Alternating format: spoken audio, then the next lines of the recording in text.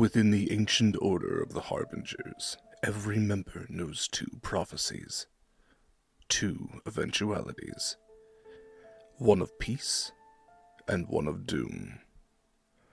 Only one of these foretellings may prove true, but not even the gods know which. And so the Harbingers fight, seeking always to stand against the darkness and be heralds of the times of peace. Yet always the shadow lurks. Doom is waiting, biding its time, assured of its own inevitability, prowling like a great cat ready to strike, hanging from above like a blade on a thread. Doom, they tell themselves. Doom is coming, and only they may stop it. But to fight an enemy, you must know them. And so they recite the prophecy of doom. I shall not see a world that will be dear to me. Summer without flowers, cows without milk, folk without conscience, warriors not brave.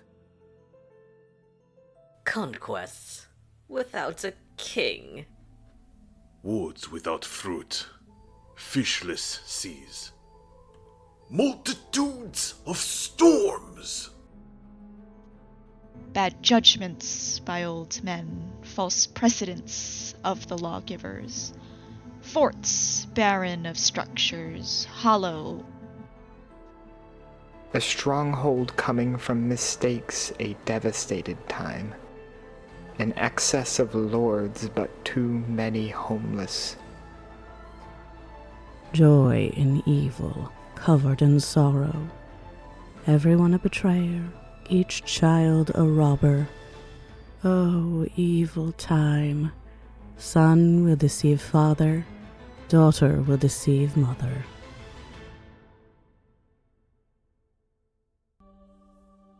Ahoy, and welcome, buddy. Welcome to Harbingers, a Horizons Call spinoff here on Sword and Key as we delve into the darker side of the oceanic world of Damaris. I'm Derek Sword. I use he, him pronouns. I'm joined as always by these very lovely individuals as we return to the Hot Topic kids, whereas Horizons Call is definitely a little more PAX Sun, but that's okay. We're exploring some vampire stories, which is a different type of food court than you might find with Hot Topic and PAX Sun, but nevertheless, I'm sure that we'll have a proper feast tonight all the same. I want to have these lovely people say more about themselves and their characters. Before all of that, before all of that, I do want to say a couple of things about Sword and Key. First of all, Sword and Key, you can find all of our links at beacons.ai/Sword and Key. You find all of our links in one neat, nice place. You can see our socials. That's BlueSky and Instagram. You can also join our Discord and hang out with cool folks like us and talk about cool games like this. You can see some of our affiliates and use our discount codes. Affiliates like Long Dog Dice for your perfect dice set. Jen with Long Dog Dice is gonna get you your perfect dice set. And when you order anything from there, and it's not just dice anymore, there's dice fidgets now, which are D20s. They got a great squish to them. There's glassware, which LD has. There's clothing now, which you can get customized with your D&D character info. All of that and more. You can use code Sword and Key for 10% off your first purchase. Use our affiliate link, it will auto-generate there. If you are looking for a custom mini, check out Eldritch Foundry. You can get your custom minis there. Again, code Sword and Key for 10% off your first purchase, or use our affiliate link. I'm going to be doing 3D printing. That gets you a 3-month subscription for only $19.99. If you are shopping with Hit Point Press, and you should, because they have tons and tons of stuff that you probably recognize, tons of stuff that you've probably played before, like Humblewood and the Floral Dragon series and the Big Bad stuff, and heck, even music that I use in this stream comes from Hit Point Press. If you're getting anything from them, please use our affiliate link. And of course, there's Friday Afternoon Tea. I'm going to borrow LD's code for this one. Use code TheLadyDame for 10% off your order there. I personally recommend the official Sword and Tea. However, you really can't go wrong with anything you get from Friday. Truly a master craftsperson when it comes to tea. Other stuff. For this game in particular, we are raising money for the Trans-Latina Coalition, so you can donate to that cause at any time and add some incentives to our game. So check that out. And you can donate, like I said, at any time. Can be in the middle of the week, can be in the middle of a game. Just add some incentives to spice up our game just a little bit. All that said, I want to have these lovely people go around and say more about themselves. So let's see. Alex, you are starting us off this week. I am starting us off this week. Hello, everyone. My name is Alex, and tonight I will be playing Desiree, the Drow Echo Knight Fighter. Fantastic. Next up is Aldi. Oh gosh. Hello everyone. I'm Lady Dame or LD, and today we'll be playing, of course, everybody's favorite warlock, Fiach of the Rowan. It's going great. She's doing just fine. Don't worry about it. She's doing awesome. Everybody's doing great. I wouldn't worry about it. Next up, we have Rak. Hello, everyone. I am Rakolai. I don't really have I can't pronounce it. I'm just glad to hear. Thank you so much for tuning in tonight. I will be reprising my role as everyone's favorite Kenku, hailing from somewhere between the Haagen-Dazs and Auntie Anne's. It's your boy Croak, Ranger, Rogue, multi-class. Man, Croak would love an Auntie Anne's. That's like a crow's dream. Mm-hmm. I need you all. Okay, we don't do this right now, but I need you to at least think about what your character's favorite store and favorite place in a food court would be, and why it's Sparrows. So again, we don't do that right now. Last but absolutely not least, we have Gena. Hi, I'm Gena. I use she, her pronouns, as does Saskia, Air Genasi Paladin, who has been the worst babysitter ever. Hey, I'm here. I don't have anything clever. I'm too busy thinking food courts now. To be fair, you did not have a good baby to watch over either, so like it's not on you. You had a devil baby, and that's okay, you know, because now you from the Omen. Yeah, and you didn't get pushed down the stairs, so good job to you. I do want to shout out a couple of people. First of all, Eva for doing the production work for this game. LD often does the production work around here as well, so thank you to her. And a special thank you to Michael Sandoval, who does the artwork that you can see on screen, as well as all of our promotional materials. So if you like the artwork here, check out Michael's stuff on his socials. It's MIKYLSANDOVAL. He also has a dedicated channel on our Discord, where you can see even more of his stuff. He also does the artwork for Horizon's Call, a few other games that aren't currently running on the channel as well, but he is truly skilled, and we're very appreciative of him. Gena, I believe you have the recap this week, so whenever you are ready, the floor is yours. Yes, recap. So, we picked up last week after half of our party had jumped out. Well, we jumped out of a window after our werewolf encounter.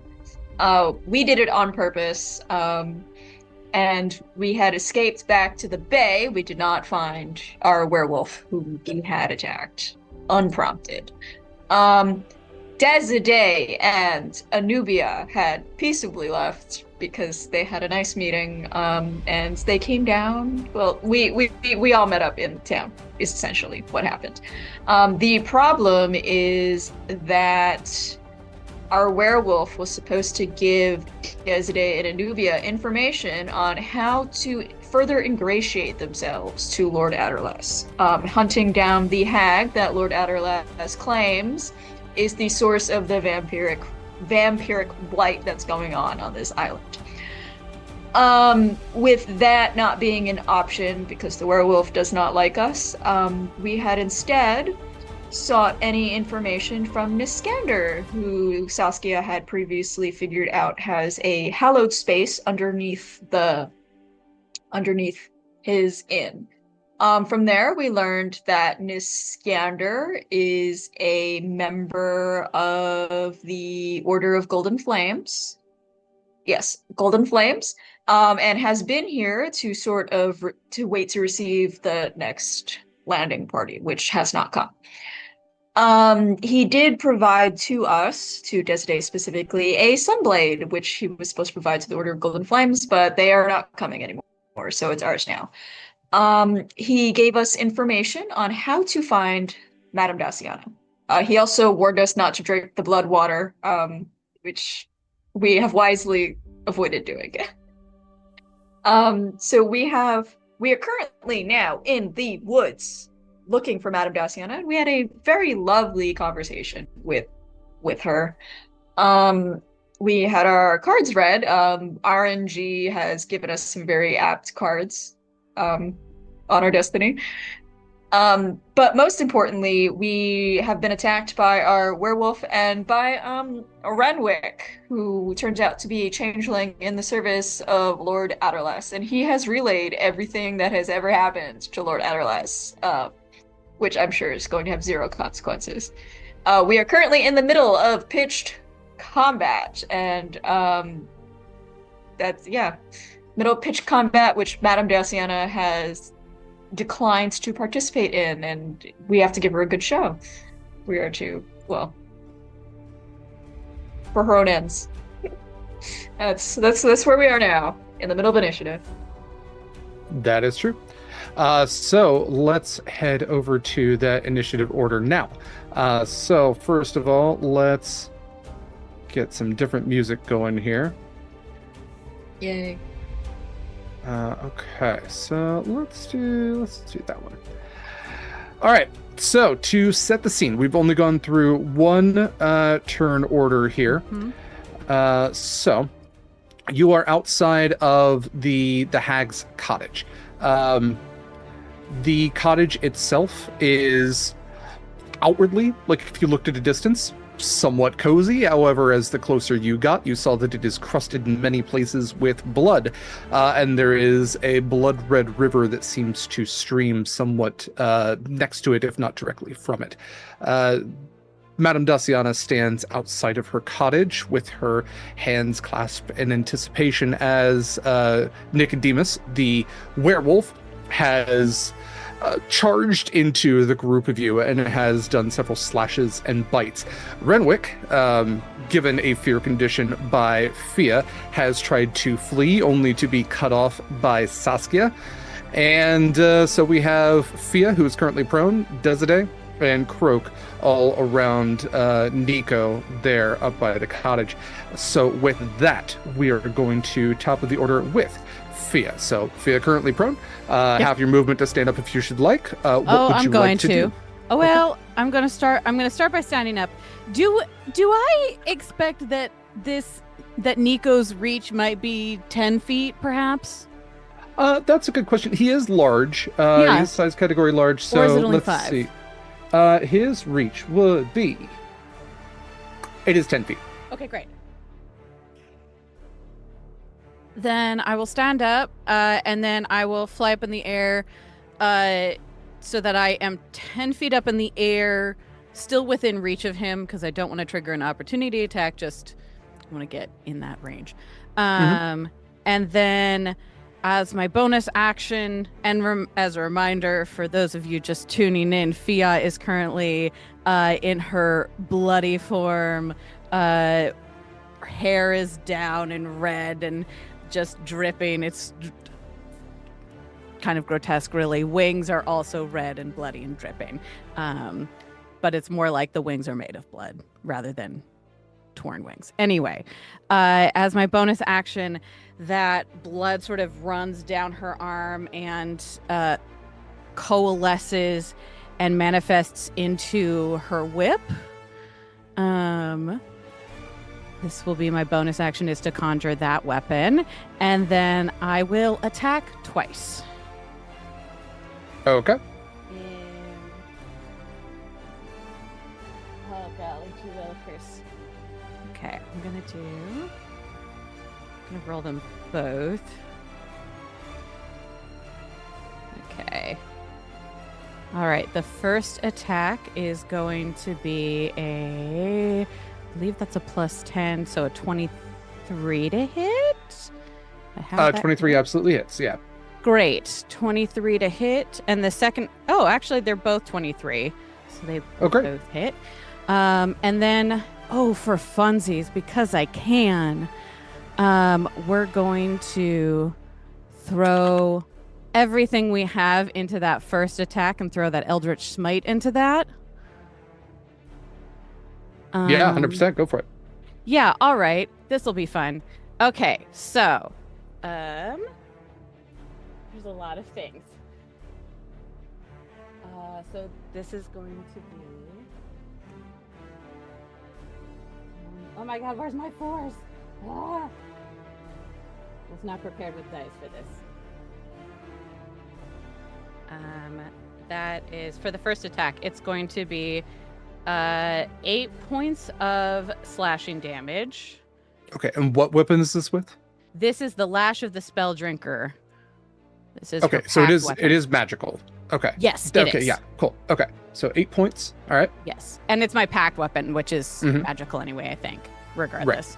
Right. Okay, and so it's 6 points of slashing damage, and then it's going to be from the Eldritch Smite. It's going to be that's so many. Hold on. I'm gonna roll this way, I think. Sorry, that's a lot of... I just realized how many d6s that is. Hold on. Stand by. That's 24 points of force damage. Okay. And... hold up. I just realized something.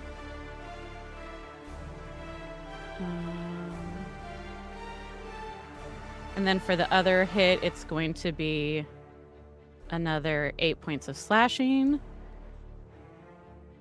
And just making sure there's nothing else going on. Oh, yeah, I can also, because it's, I'm using Life Drinker, I can deal an extra 1d6 of necrotic. Okay. Which is going to be 1 point of necrotic damage, but because I am also in my form of dread, I get another extra d6 from... Wait, double checking that that's true. I might be wrong about that. She's got a lot of stuff, guys. That's right. Okay, I'm wrong about that, but he is going to have to make a wisdom saving throw. Okay.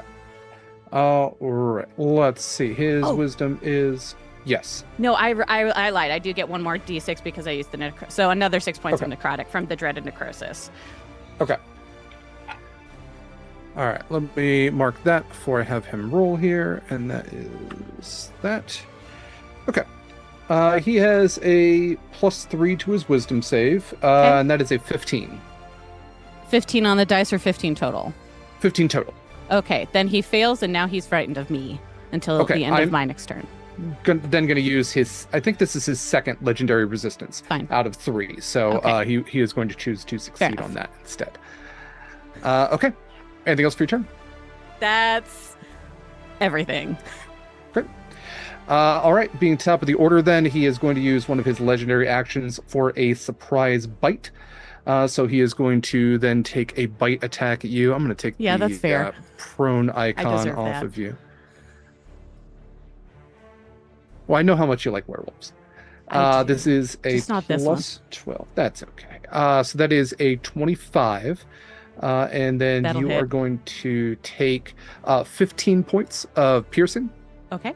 And 15 points of necrotic. So I am immune to necrotic. Okay, then only 15. And then I need a Constitution saving throw from you. This is DC 18. Okay. Don't worry, I got remove curse. Thank you. I only got 2 of them.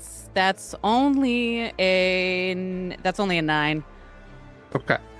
So as the werewolf's teeth sink into your shoulder, you feel something different about this, as you are under the effects of a werewolf's curse at this point. Cool. Essentially, what this means is if you drop to 0 hit points, you instantly, no death saves, become a werewolf.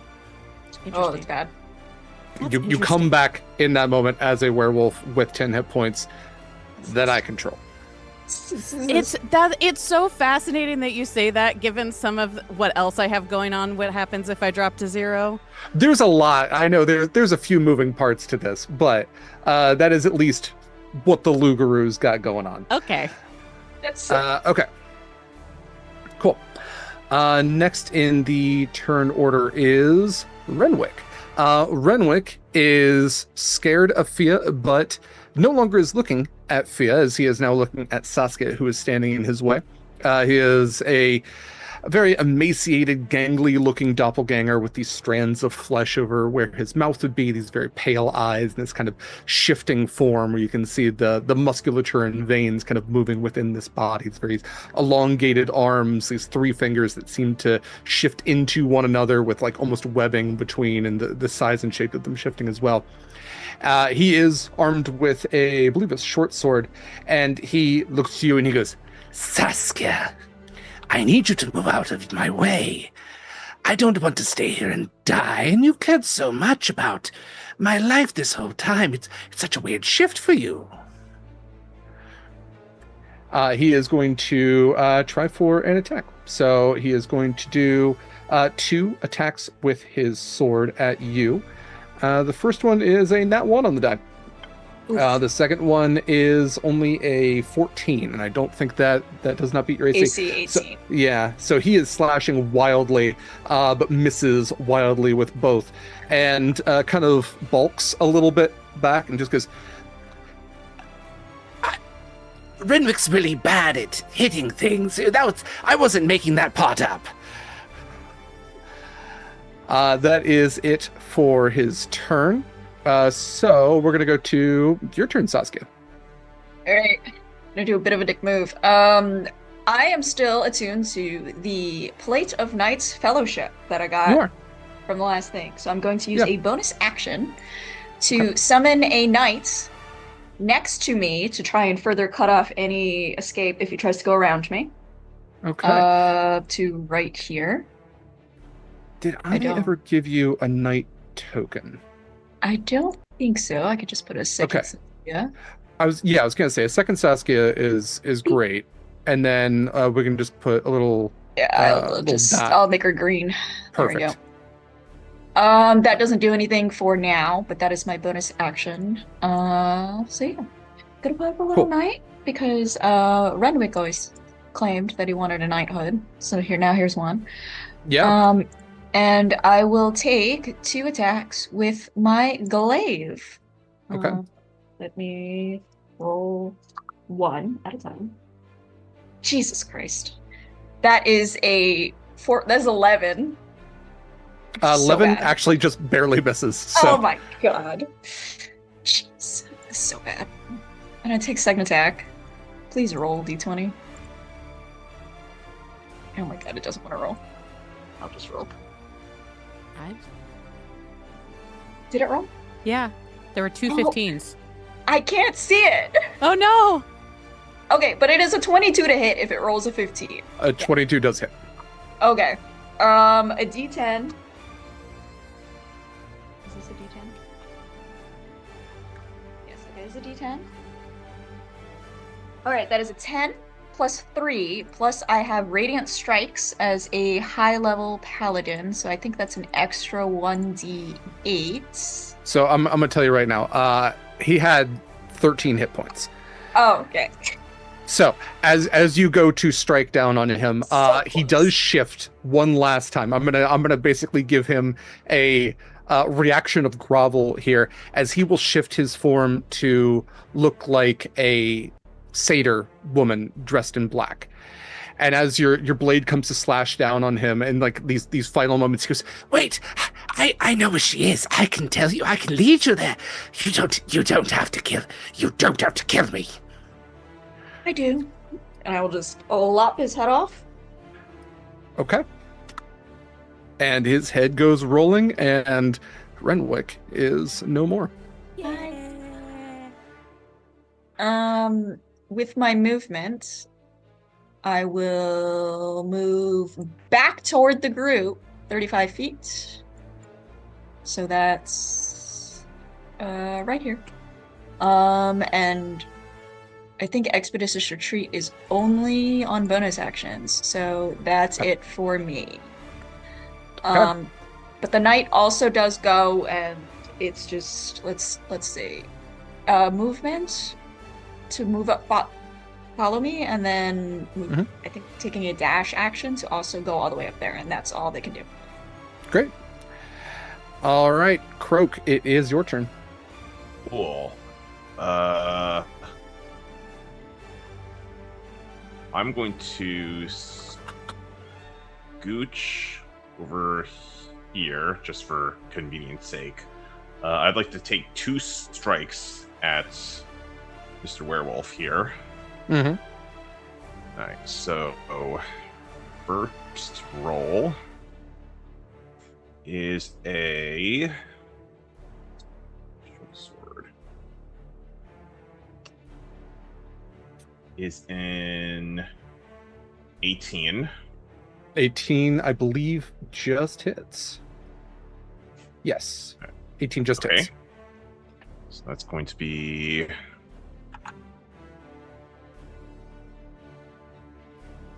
That is going to be 13 points of piercing damage with a silvered short sword. Yep. And then I will take my second swing with advantage because I had hit with a Vex weapon. Okay, that is going to be a 21. To hit? Absolutely, yeah. Or 21 damage. 21 to hit. 21, absolutely, yeah. Okay, so I'm going to start calculating my dice. So D6 for the short sword. A D6 for Hunter's Mark. That is a D6 for the Swarm. And then I am actually going to use one of my sneak attack features. Mm-hmm. So I'm going to expend one of my D6s, so I'm only going to apply 3 here. I'm going to try using the poison feature. I would like to try coating the blade of my short sword with the contaminated water that I had taken from the river. Interesting. Yeah. Okay. Sure. Okay. So let's add an extra. It's pretty nasty stuff. Let's add an additional 1d8 of poison damage to what you do, and we'll have him roll a Constitution save to see if he actually takes the poison condition, because he is not immune to that. It is a DC 16 con save. Okay. Cool. Rolling that. He has a plus 10 to his con. He rolled a 13, so that is a 23. So he does succeed on that. Okay. So that is going to be total.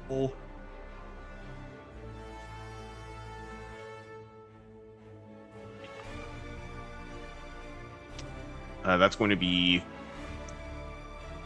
39 points of damage total.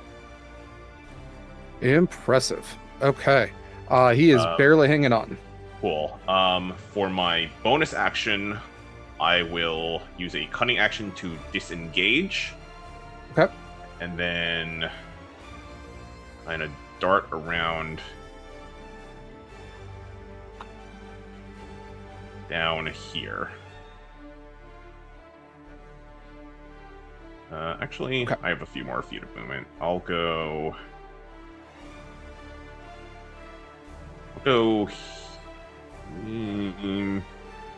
here.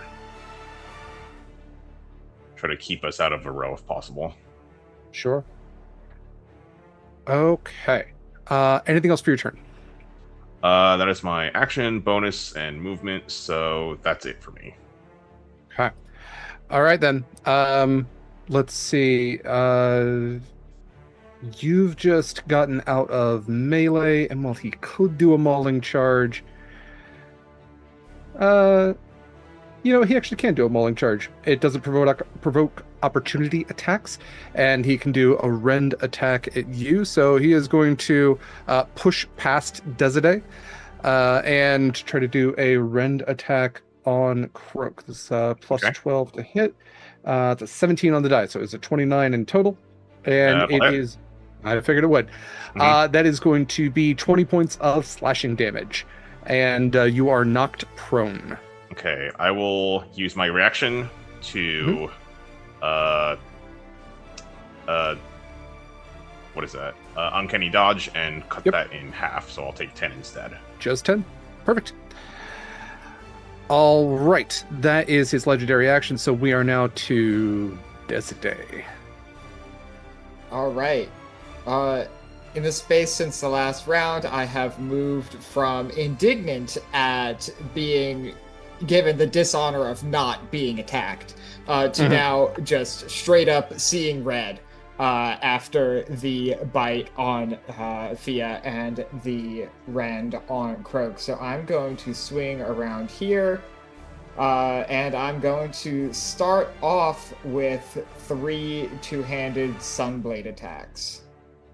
I'm not sure you'll need 3, but by all means. Well, we'll start with 1. This is 27 to hit. Yep. 11 damage.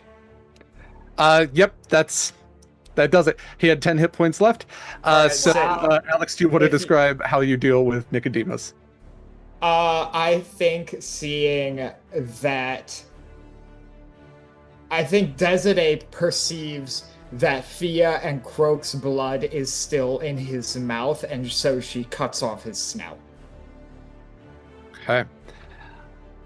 And you do. I would say that I would say that I do like the idea of a werewolf reverting to its human form when it dies, but I don't want to figure out the logistics on what's cut off at that point. So this very large, hill giant sized werewolf crumples to the ground as its snout is lopped, and all of the wounds take their purchase on it, and it crumples to the ground lifelessly. You now stand victorious, as you still do have a hag there, but unless any of you are actively aggressive towards her, I will consider you all out of combat at this time.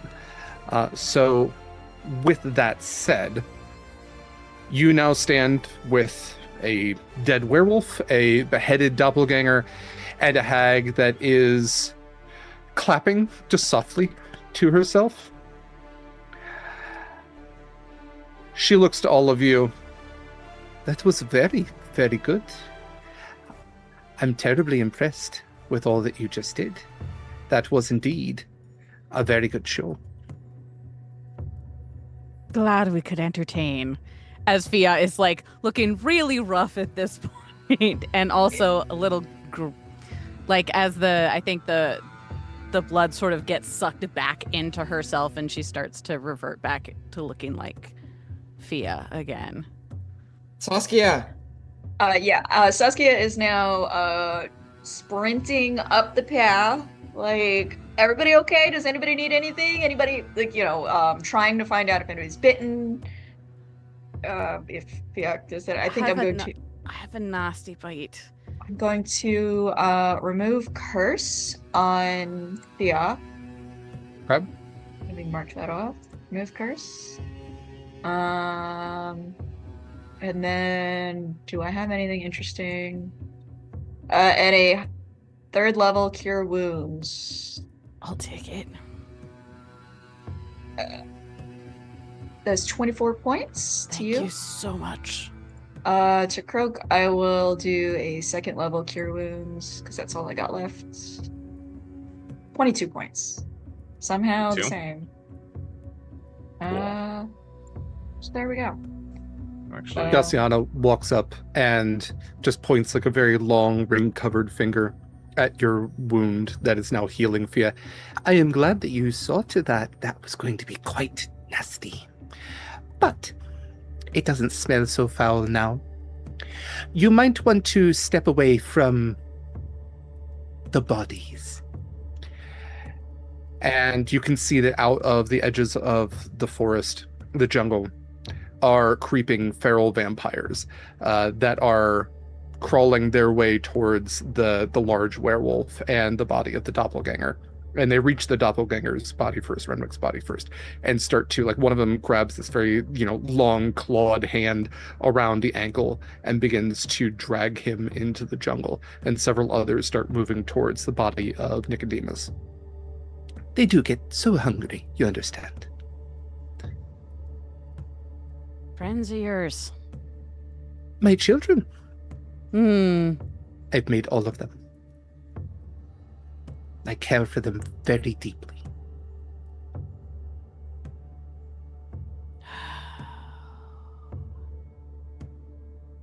It is a gift, after all, and one that I am more than happy to grant.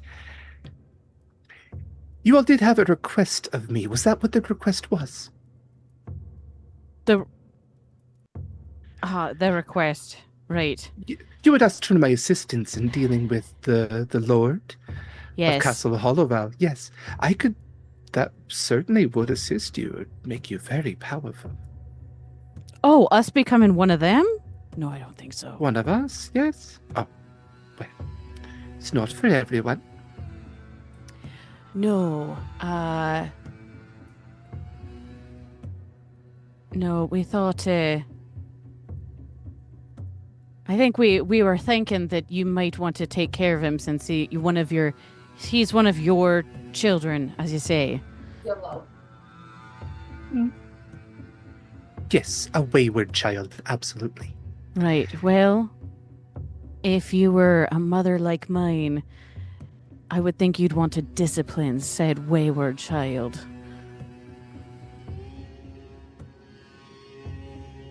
I think you should be very grateful that I am not a mother like yours.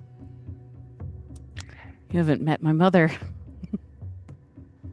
But you've met my children. All the same, as I explained to you last time, I am but a great tree in this jungle and not one that is eager to be uprooted.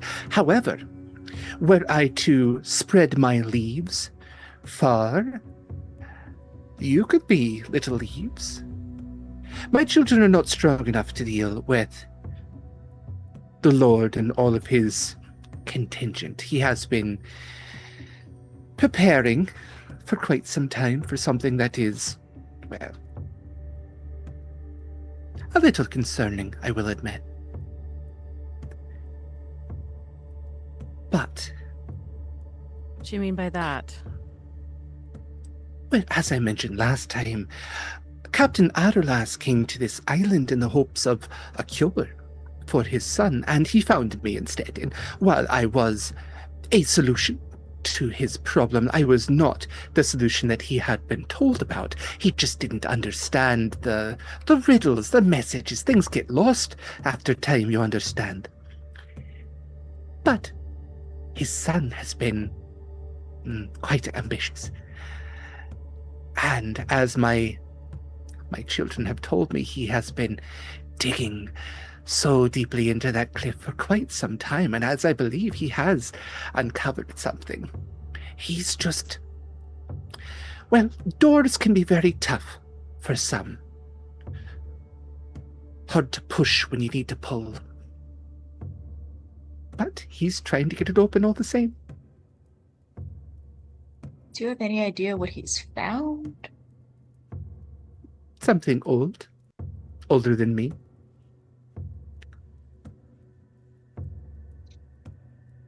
This is why I so love dealing with hags in general. You love talking in vagaries and riddles, which admittedly can be fun when we're not on a time crunch. However, things being what they are. Let us not speak of riddles then. Tell me plainly, what is it that you want from me? I will not leave my home here, and I cannot give you any of my children, but I can give you the gift, or perhaps assistance in another way. Well, the assistance in another way could be very interesting. You see, in order to get close, we need to get close to Aderlas. I'll speak plainly myself. We need to get close to Aderlas and his son, one of the two, and because they hold something dear to us. And in order to do that, we were tasked with returning with your head, is my understanding. Do I have that right, everybody?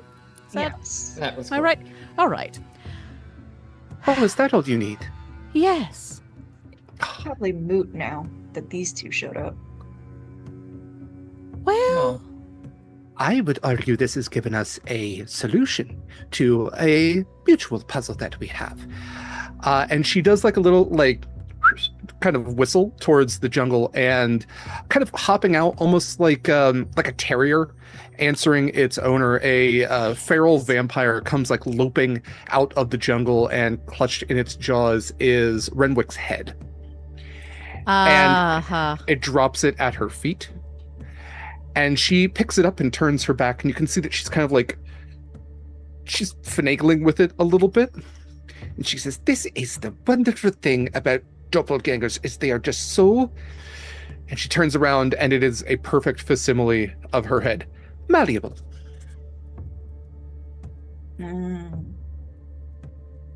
Here you are. Well. 2 heads are better than 1, after all.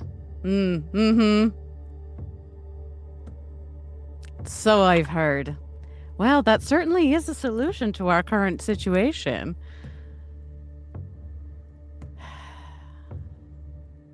I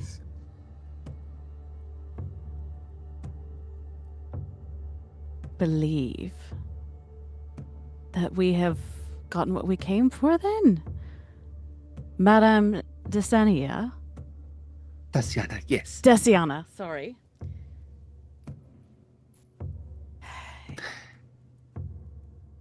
So, you wish to reclaim what the Lord has taken. Mm-hmm. Do you seek to leave him standing when you do? That's an excellent question. It is. It depends on what happens when we enter the castle. Our objective is not necessarily to end him, but I admit it would not be any great concern of ours. That said, we are not unreasonable people. If you have a particular wish for him one way or the other, it could be I was considered. simply just curious if you were going to leave us to continue our little feud, or if you were going to be tipping the scales, as it were. I would love to be ruler of my island once again and let my children feed as they wish. I just wonder if that's something you all had considered. It's is a delicate situation. Yes. To be sure. We have several minds on the matter. I cannot... There are those of us who would wish to take him out, and then there are those of us who have different priorities. I see. Well, I take it that your preference is that we help you. Of course, but as someone who deals with blood and fate as my bread and butter, I accept that the winds will blow as they will. So, if you do choose to set things to a proper balance, you know where to find me.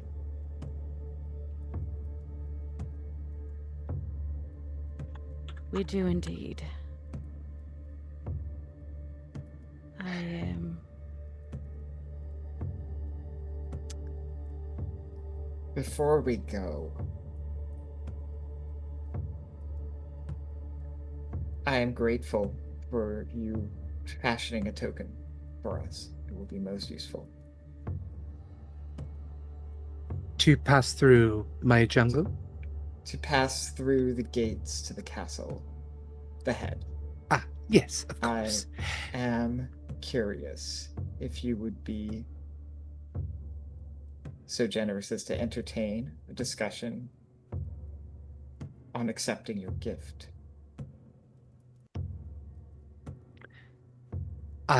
Yes. Of course, I am always happy to offer this gift. I do want you to know that there are many ways to acquire this particular bestowment, many of which are solvable.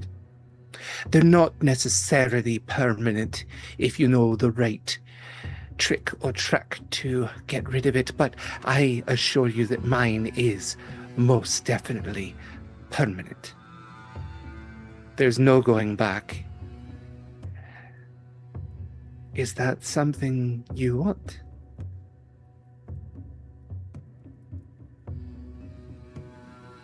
Do you still have the card deck handy, Derek? Yeah, I can pull that up. Can I pull a card? Yeah. And I Desiree think will while this is- silently walk over to the deck. I think while this conversation is happening, Croak looks at Desiree and then his eyes flick down to the sunblade in his hands That's fair. That's so real.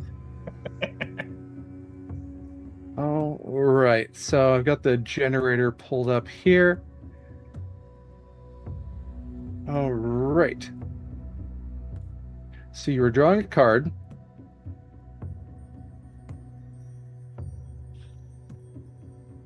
You've drawn the Abjurer, the Four of Stars. This card represents those guided by logic and reasoning and warns of an overlooked clue or piece of information.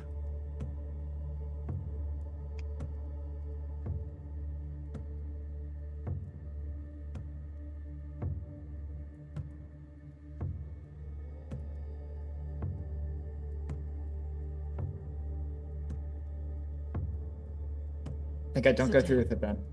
Okay. I understand, Cold Feet. I will be here if you change your mind. I appreciate it. Thank you. Also, it seems as if you are planning to walk straight through the front gates with my fake noggin and whatnot. However, I will tell you that I know this island quite well, and if you want any other alternatives, I can tell you that if you sail just about a half-mile around the island, you'll start to see certain coves. If you take the third one that you see, you'll find an entrance that is just full of sorrow, but also a staircase that will lead you through a back door. That is very useful. Croak will pull out his map and hold it open. She touches her finger to it, and as she does, she leaves a bloody fingerprint. It doesn't even seem to be blood on her hands, just anything she touches seems to have blood on it. Right there, little bird. Croak will give a little trill and thanks, and then flap the map around to dry the blood out and before putting it away.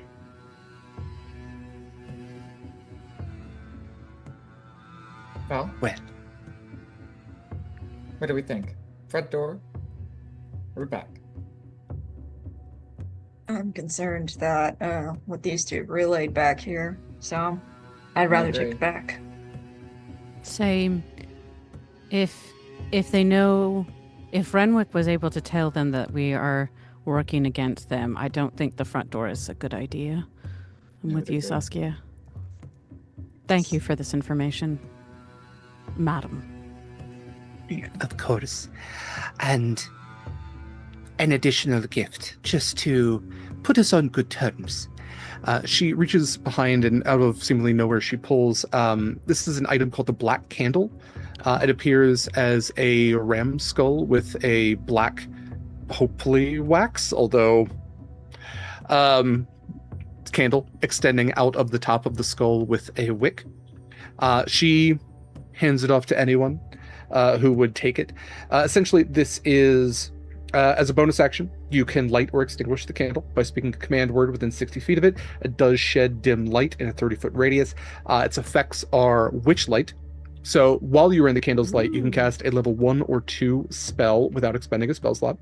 When you cast a spell in this way, you can't cast that spell using the candle again for 24 hours, and you must succeed on a DC 0 Constitution saving throw or take fire damage equal to 2d6 times spell level. So if you do have a negative con modifier, don't recommend using this. It also has a curse on it. I will flat out tell you that. It's a cursed candle. If you succeed or Sure. fail on the saving throw of the Witchlight property, its DC increases by 2. So Neat. it is not always a 0. So there is the potential of taking fire damage, but this increase can't happen again until you finish a long rest. So when the DC is 10 or higher, you also have vulnerability to necrotic damage. So that would negate any other resistances or immunities that you might have. So she does offer this out to maybe away from Desiree, who doesn't seem the most spellcasty of you, but I suppose maybe still does have some spells. But anyone who would like to take that, just shout out so we don't have multiple of them. I suppose I can. I I was think gonna say, I'm the most kind of spellcasty. Wait, I Yeah. know. I also think I'm, out of all of us, the one with the most spellcasting. yeah, well, and especially as a warlock now, having Yeah. those extra spell slots. Yeah. Yep. Okay, you may add that to your inventory. Great. Rep your Okay. necrotic community. Yeah. Yeah. All right. Thank you. Don't get hit. I'll be fine. No, because I get hit a lot. That's not true. That's so... What was the item called again? Remind me. It's the black candle. Black candle. Fine. Sure. So good. Great. All right, it is nearing midday. It took you a few hours. You did leave in the morning. Go ahead, Elby. Yeah. Oh, sorry, please continue. My bad. I was just going to say, with the sun reaching towards its zenith, what path did you all want to take? Did you want to rest? Did you want to take that back door? Did you want to try the front door? There's options.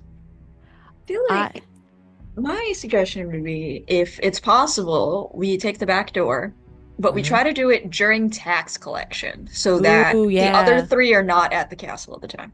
I'm into that. I like this plan.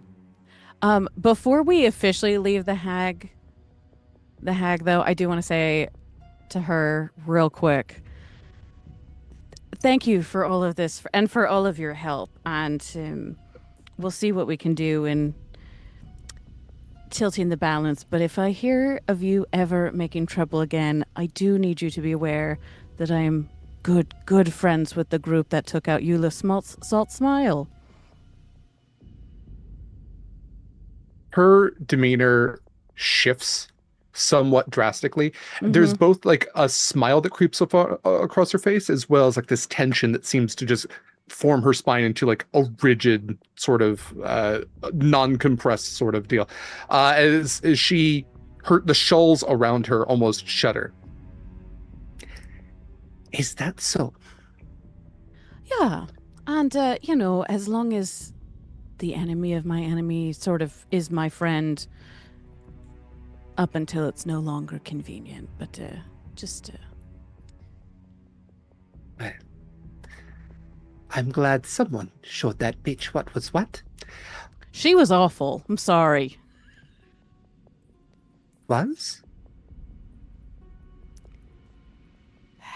Yes, was. Sure, let's go with that. I think Fiach had... if I remember correctly, Fiach has also heard that the was is maybe not so much was, but... And she just kind of... She doesn't say anything on that was, but there is that sort of like grimace of like, I know. It's word on the street. Mm-hmm. I know them, but yeah, just it was lovely to meet you, madam. Well, you all best be going now, and my children are getting hungry again. Okay. So the plan is to Harby's love a backdoor. Plans to hit that back door hard during tax collection. So is the plan then to return to the Owl Light Inn until tax collection time occurs and then slip around? think it might be wise to check in at least with this Skander. I don't have preference for where. Mm-hmm. Yeah, and I would Um, like a short rest. Yeah, Yes. same. Yeah, so again, it's midday.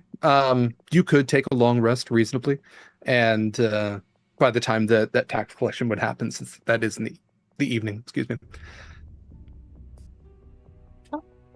Then I A think long rest. Okay. okay. If it's a long rest, then I think we should take it at the end.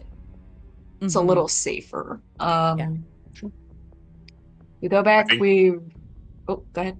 Yeah, I think before we leave, I'd like to refill my empty bottle with some water. Okay. Water. Some of the cursed water, sure. All right. Well, you all pass the jungle without issue. Return just a little bit past midday at this point. We might say 1 or 2 o'clock. Return to the Owl Light Inn, and Lyskander is again behind the bars. His eyes seem to light with surprise as much as joy to see you all. I was not expecting you all to, well, return. You were successful in killing the hag? I wish. Oh. Well, and you lost Renwick. For the better. You are in trouble, sir, by the way. Renwick, doppelganger reporting back to Adderless.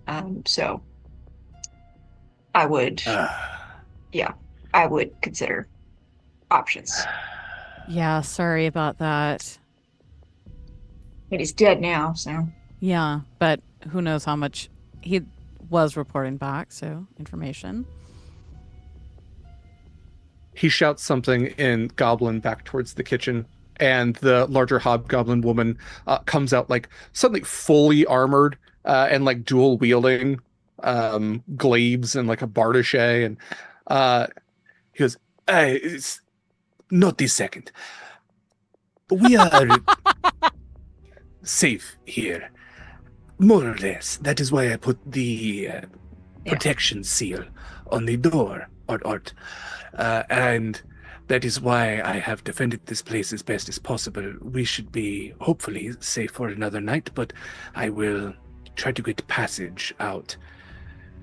I just need to make it past Dockmaster Clive. He is a real piece of shit, you know. He's terrible. We do Just have normally terrible, too. He's just a guy. just a guy. We do have a ship that we came in on. That's true. We do plan to be out, I guess, by morning. I guess, right? You all had mentioned perhaps considering a different order. May myself and my companion come with you all on your ship? Of course. Then we will make for your ship. It is easier to defend there, I think. Yes. Our good captain, I'm sure, would appreciate having an experienced soldier such as yourself on board. Yeah. So feel free to take anything here that you like. Any people that you want to take. I hate everything here. That's fair. I have all that I need. I have been ready to go for decades. I believe our plan is we're going to rest here, right? And then we will make it back to the ship as a group. The ship will drop us off for a bit so that we can take care of some business up at the castle, and then we will flee expeditiously to the ship, and we will hopefully be getting out of here before dawn. A tactful plan. Well, I will defend the gates, as it were, until you all are ready to make your move. You may rest here. It will be safe for now. Thank you. Anything you all want to do before long resting and moving on to the next thing? I would love to have a private conversation with Desiree, if I may. Please. Sure, let's do it. I think this is a like Fiach comes to your room situation.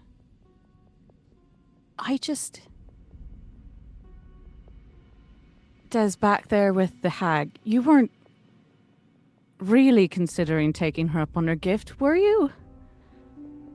I know with Captain Adderlass and this whole plan, that was just so that we could get in close, but I didn't think you were really considering it. I was considering it. May I ask why?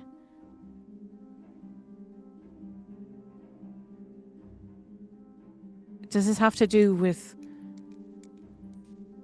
what we talked about? It does, I suppose. I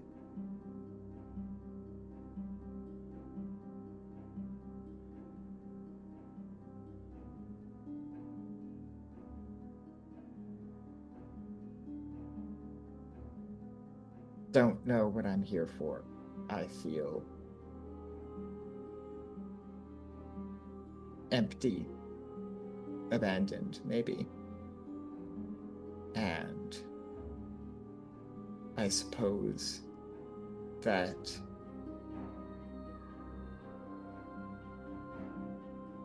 part of me wants to respond to that by running away even further into the night, into immortality, something like that.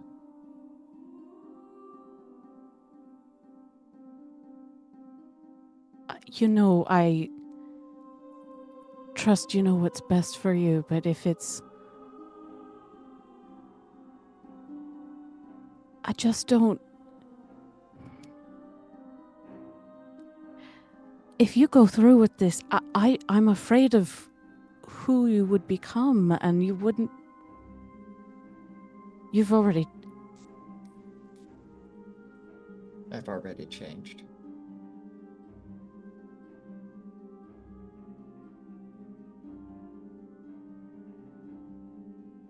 I don't... You have, but you're still Desiree, as far as I can tell, and still the person that I turn to and I trust, and I just worry that if this is the path you're going down, it's not a path that I can support you on or join you on. And so it feels like you're running away from me.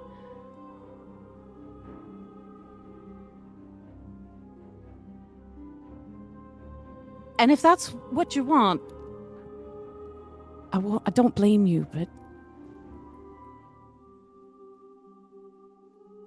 And I know you said you were feeling abandoned. I would never abandon you.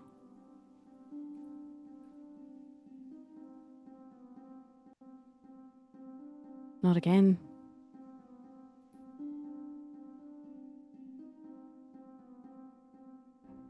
I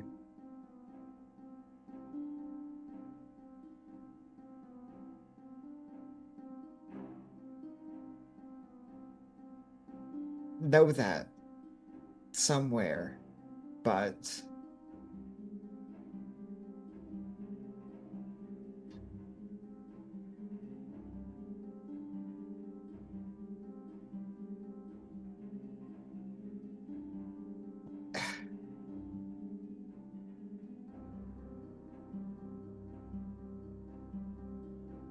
I don't know. I suppose in some way that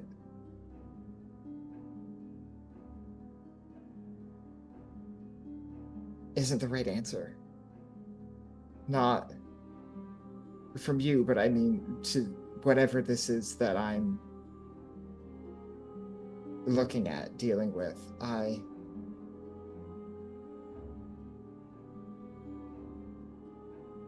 know that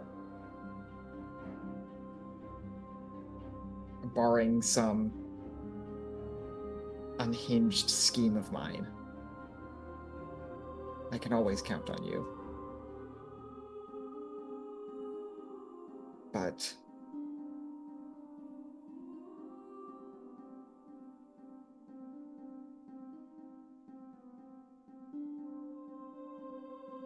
I don't know that I can count on the Morrigan. I don't know that I can count on anyone or anything else. I don't know that I can count on having any purpose here aside from being a blunt instrument of some indifferent god. And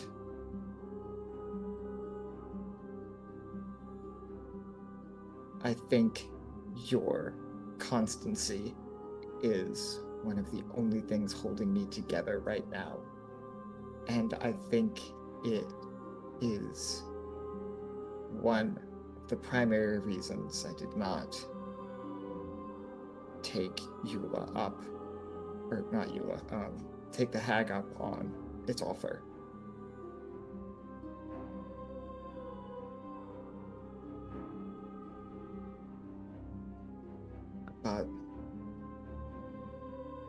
But you're still thinking about it. I'm still thinking about it. And I'm still... I don't know. Maybe I'll get over it. Maybe I just need to get out of this line of work and forget about all this for a while. But I'd hope that the work would make it snap back into place, but you might be right. When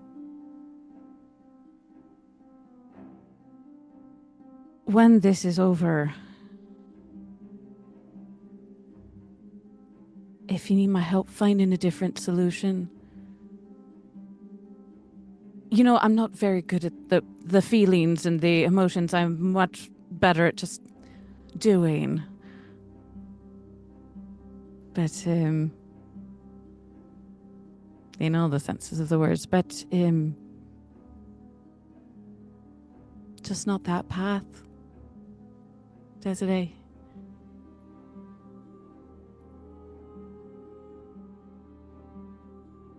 I will take one of Fia's hands into mine.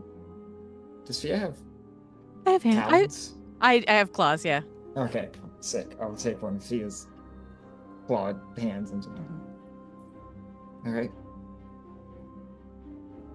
You have my word. Thank you. Not that path. And if... for what it's worth, if you'll indulge me some more mammalian feelings. I don't say it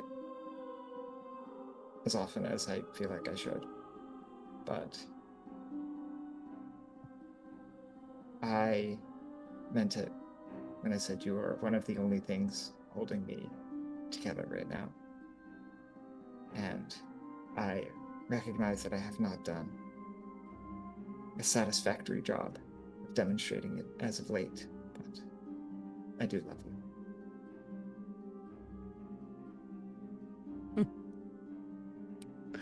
I do love you too. And for what it's worth, you're just as much of an anchor for me.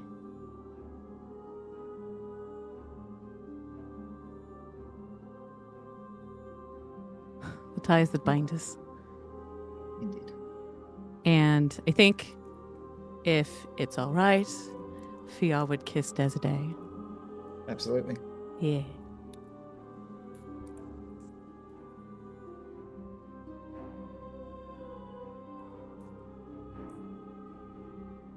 Okay.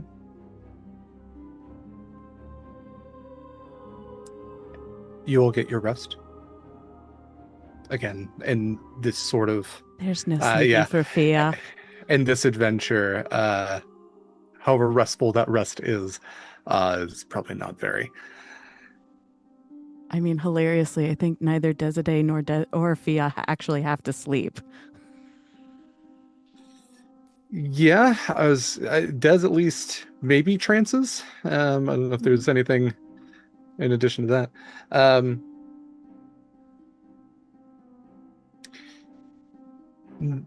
The sun begins to set again in this town. It gets darker faster as the sun is not yet at the horizon when it is already somewhat blocked out by the massive cliff face that otherwise encloses this bay where the castle Hollowvow sits atop a part of it. And so as it droops below the cliff and makes the city ever darker, you know that the time is quickly approaching for the taxes to begin. How would you all like to proceed? I think I don't have anything else to do here. I would collect the scander and anything else that he's got and hurry over to the ship. Yep. To the longboats, to the ship. Yeah. Dropping off any silver or whatever we need to with the dockmaster to avoid arousing suspicion. To that point, the bells begin to ring as you, Lysander, and the hobgoblin that he has, who I will just say her name is Falda. She only speaks goblinoid. She works in the kitchens. She's a badass, but I love her so much. You all are heading towards the docks, and you get a few strange looks from some of the other townspeople as the bells can be heard, and yet everyone seems to be heading towards the town square, where taxes are supposed to be. Why aren't you all heading that way? But nobody seems to say anything. Nobody necessarily stops you. A few odd looks are even given to Lysander, who you've kind of picked up doesn't really leave the Owl Light Inn ever, so he kind of has like a weird reputation in town as that weirdo who runs the bar where people seem to die all the time. You reach the docks, and a longboat is available for you all to take, but Dockmaster Clive is standing there. Oh, hello. Where are all of you going? Home. Home. Foregoing taxes this evening? We've been here the whole day, haven't we? We live now. Perhaps it is best that you all go and pay your taxes, just to make sure all of your debts are settled before you leave our little town. What stake do you have in this? You don't get any benefit from this tax collecting, do you? We all receive benefits from the protection of our Lord here, and as a civil servant, I am just doing my duty to make sure that all rules are followed. Civil servants are the worst. I'm sorry. I think we're good, though. So we'll be taking our leave.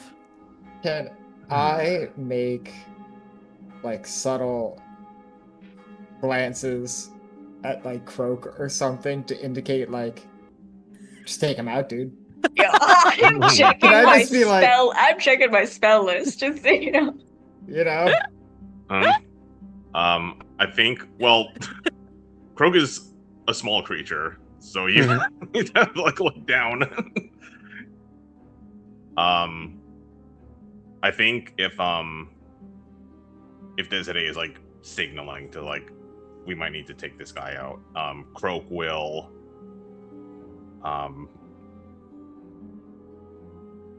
I think move behind Fiach. He will put a hand on his short sword and get ready to act if needed. Well, if you all are going to be difficult about this, then I'm going to be forced to have to report this, I think. Oh no, how dare you report this? Whatever shall we do? I don't appreciate the sarcasm, but to answer your question, you should go and pay your taxes. It's really that simple. Exactly what happens if you report this and we leave anyway? What happens to us specifically? We are miles away on a boat. You presume you will be able to leave this harbor safely. And Fiach, you do remember that there is a gate that can drop. Right. I did forget that. Yeah. Well, I guess we're just going to have to stop you from reporting it, aren't we? And how do you plan to go about that? I think as soon as Harbor Master Clive starts asking that question, I'm going to cast silence. Okay. And then so he draw my doesn't even finish his sentence. Yeah. We're not even going to bother to roll for initiative. Croak, how do you want to do this? I think as Harbor Master Clive is like mid-sentence, his voice goes out, and as he's like clutching his throat, Croak just slips between Fiach's legs and pushes his short sword where his hand is over his throat, and then we'll just toss him over the side of the dock. Over the dock he goes. I'm not going to bother with stats on this.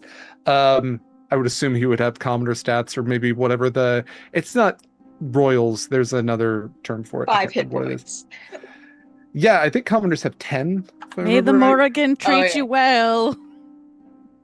Or not, frankly, I don't care.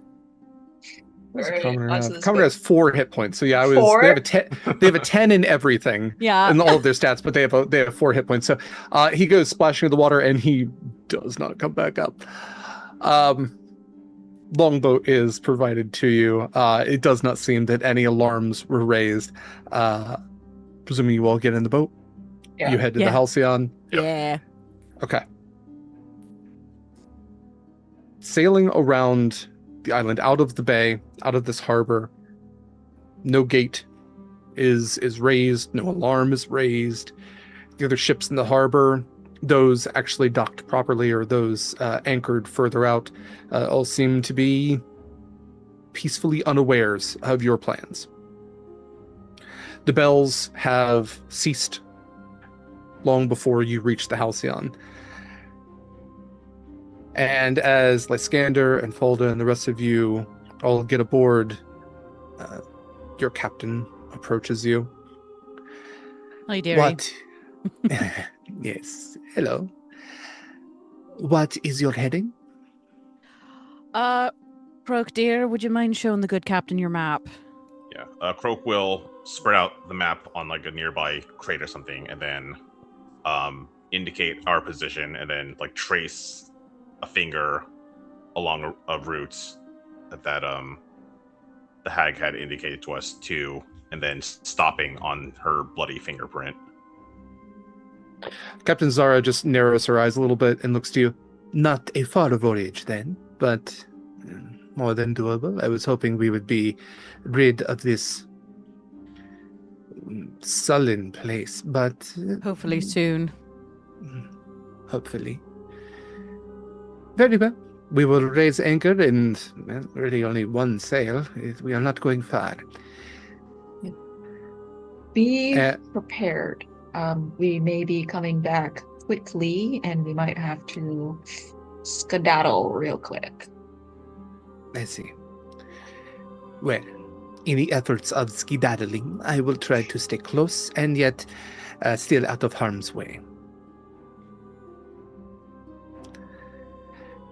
She calls for the command to raise anchor, lower sails, and begin to head out of the harbor. Oh, also, Captain, This is our friend, because we brought Lysander with us, yes. Yes. Right. This is our friend Lysander. He is with the Golden Flames, and will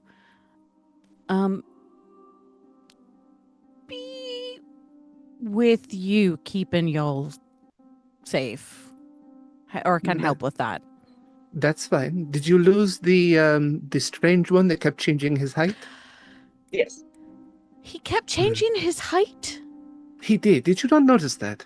Did anybody else notice that? I am 5 flat. Anybody more than 4 inches taller than me is the same height. We're a bunch of short ones in this group. I don't think any of us noticed. Kind of want to make us like several cuts of all the times that I said his height, because they were all intentionally different. No! Oh no! God damn it! And I'll admit, terrible. I can be a forgetful GM sometimes, but sometimes it's on purpose. And even when it's not, I'm going to pretend like it is. How dare you? Yeah. Listen, no, that's me in real life. Like, if anybody is taller than 5'5", it's essentially the same height to me. Yeah, they might as well be 7 feet at that point. Yeah, no, for real. Yeah. If you're 7 feet, you might as well be 6 feet. If you're 6 feet, you might as well be 8 feet. Yeah. Gas It's just numbers. So real. How dare you? The least observant group ever. Listen, I've never gotten into a doppelganger before. This has been like it's really scratched that itch, that weird doppelganger itch. So I'm very glad for that. Yeah, I love this. I have a high passive perception, or Fiach does. I maybe don't. Yes. Yeah. I think it was just every time we described Renwick as weird, like quote unquote weird, that was, I was like, yeah, no, he's correct. Yes. Yeah. Great. So mad. Lysander and Fulda are provided accommodations. The Halcyon leaves the bay, and it is not a far journey at all. It takes you, I mean, not even half an hour. The ship is traveling slower as you are going around the coast, and a little bit of space is given because there are rocks that cannot necessarily be seen closer to the island that the captain wishes to avoid. However, noting on the map, the third cove towards the west, you quest around and you can see that just hidden around some of the spires, shrouded in darkness, something that if you were just sailing around this island, you wouldn't know to look for, but right where the bloody fingerprint would be on the map, you can see an opening. Something small enough that you would not be able to bring the ship in properly. You could take a longboat unless any of you wanted to try to swim, fly, or otherwise run across the water to enter that space. Well, I feel like taking a longboat would be wise because we would need to bring Moira back. yeah, that's very true. Yeah, we will need at least one boat there. Okay. A longboat is provided to you. Lysander nods to you all. I wish you all of the luck in whatever comes next. Thank you. I have a feeling we'll be needing it. Definitely. Stay safe yourself, and you're in charge of the getaway vehicles, so, don't die or whatever. I feel like if we're not back by dawn, assume the worst. I that too, try to probably. always do that. He looks towards Fulda, who's standing like head and shoulders above him, and he says something in Goblin and kind of like taps her on like the clavicle, and she kind of chatters something back to him, just kind of angrily, and then finally she like reaches into her ear and pulls something out and hands it to him, and he kind of takes it and goes, you need to clean your ears. You can have mine, it is cleaner. And he will hand down a small shell that he has pulled out of his ear to one of you. Should you need to be in contact, it is a shell form. God damn it. So if you can cast one sending per day. It is part of the family plan. But also, if we are within 3 miles of one another, you should be able to speak to whoever else has one without any difficulty or need of casting a spell. Okay, awesome. I'll take it. It is essentially a sending stone, but it is something that fits into your ear. You do need to speak aloud and hold your finger to your ear when you do. But otherwise, it is like, one two-way communication. And you can cast a free use of sending once per day.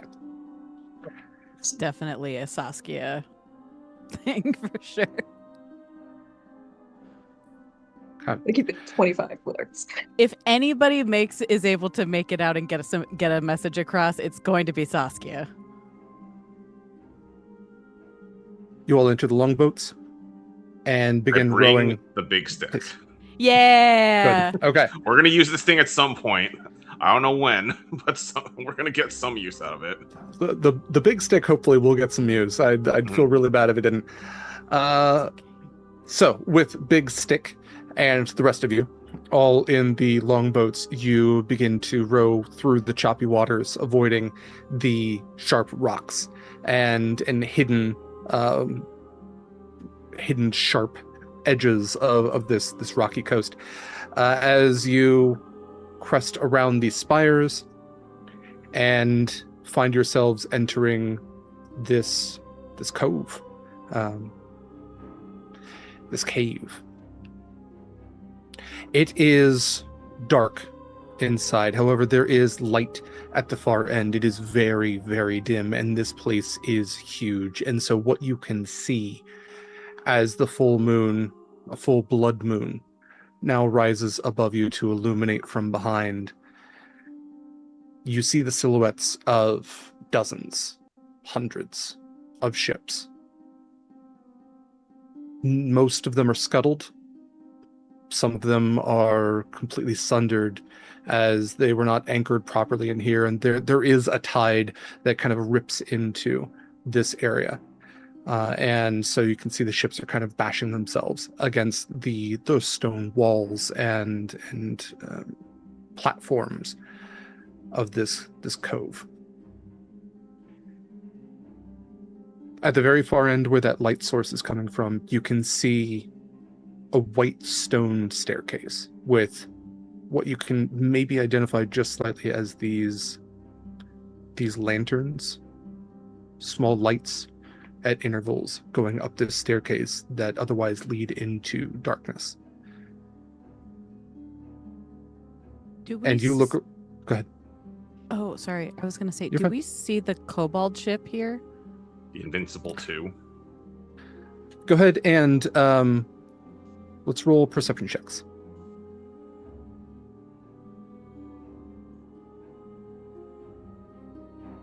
Oh, that's pretty good. I'll take that. For Fia, that is a 29. 19 for me.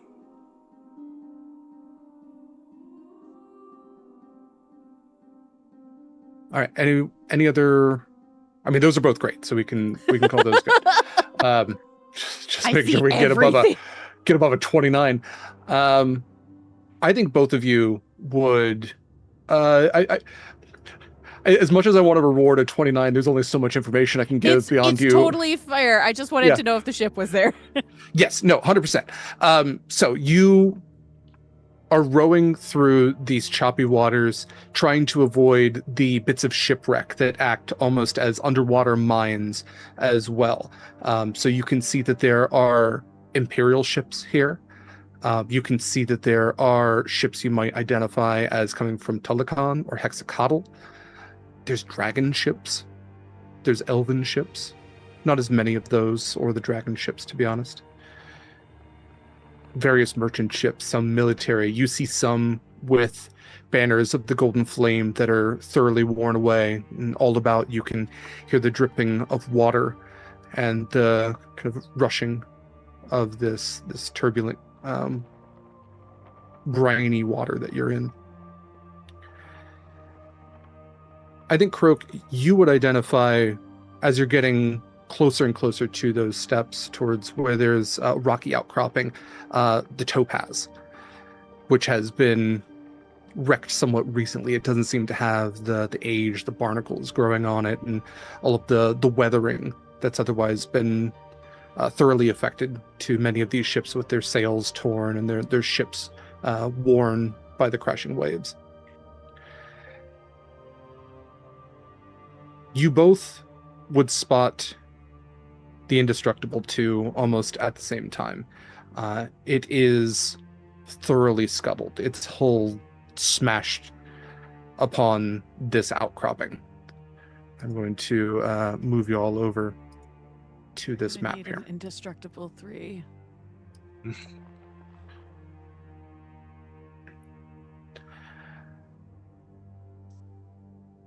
You can see that the sails are torn. The ship is thoroughly demolished. Nearby, there is a capsized ship that sits in this water. And as you look up towards where on the hull it says Indestructible 2, you see a pair of eyes peek up over this little silhouette. And then another set, and another, and another. Oh no. Climbing up onto the gunwale, you can see a small kobold shape that crouches down before it opens its mouth with these elongated vampire fangs and these red eyes, and hisses. And you hear a voice say, "Ferd!" Let's go ahead and take our break right there. Stick around. We'll be back in about 10 minutes. Petrapats do the things. Please remember that we are raising money for the Trans-Latina Coalition, and you can donate at any time to add some incentives to our game. We're going to deal with some kobold vampire spawn when we come back. Stick around. Vast and welcome back, everybody. Welcome back to Harbingers. Let's jump back into things. We went and rolled for initiative while we were on break, so let's jump into that here. I have a battle music song called Frantic, and I think that is going to be descriptive of what we are doing here. As you watch, as I have 18 kobold vampire spawn have emerged out of the literal woodwork of the Indestructible 2 and the nearby capsized ship. They are all hissing and growling as this swarm of them bear down at you with these red eyes. They are dressed much as you remember them. However, none of them seem to be carrying weapons and don't seem to be as cognizant as they were before, seem to be rather hungry, I would say.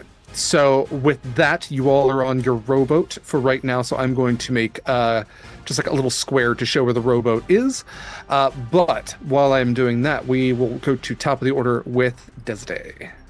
All right, is this water, is there any difficult terrain here, or would I be, shit, that's drawing, that's not the ruler. That is also drawing, that's not what I want to do either. There we go. Because, like, would I be able to just, like, move this 25 feet here, or are there checks I would need to make for water navigation or something? You could swim, however, I mean, what's your jump distance? You might be able to just jump that. I don't, I had +6 athletics. I don't recall where I would be able to see my jump So distance. your jump is, you can leap into the air a number of feet equal to 3 plus your strength modifier. Hold on. There's the moving vertically, which I've got to read here. Speed, blah, blah, blah. Oh, for the love of God. There we go. You're doing a long jump. So when you make a long jump, you cover a number of feet up to your strength score if you move at least 10 feet on foot immediately before the jump. You can't really do that. But you can make a standing long jump. You can only leap half that distance. So it's a number of feet up to your strength score.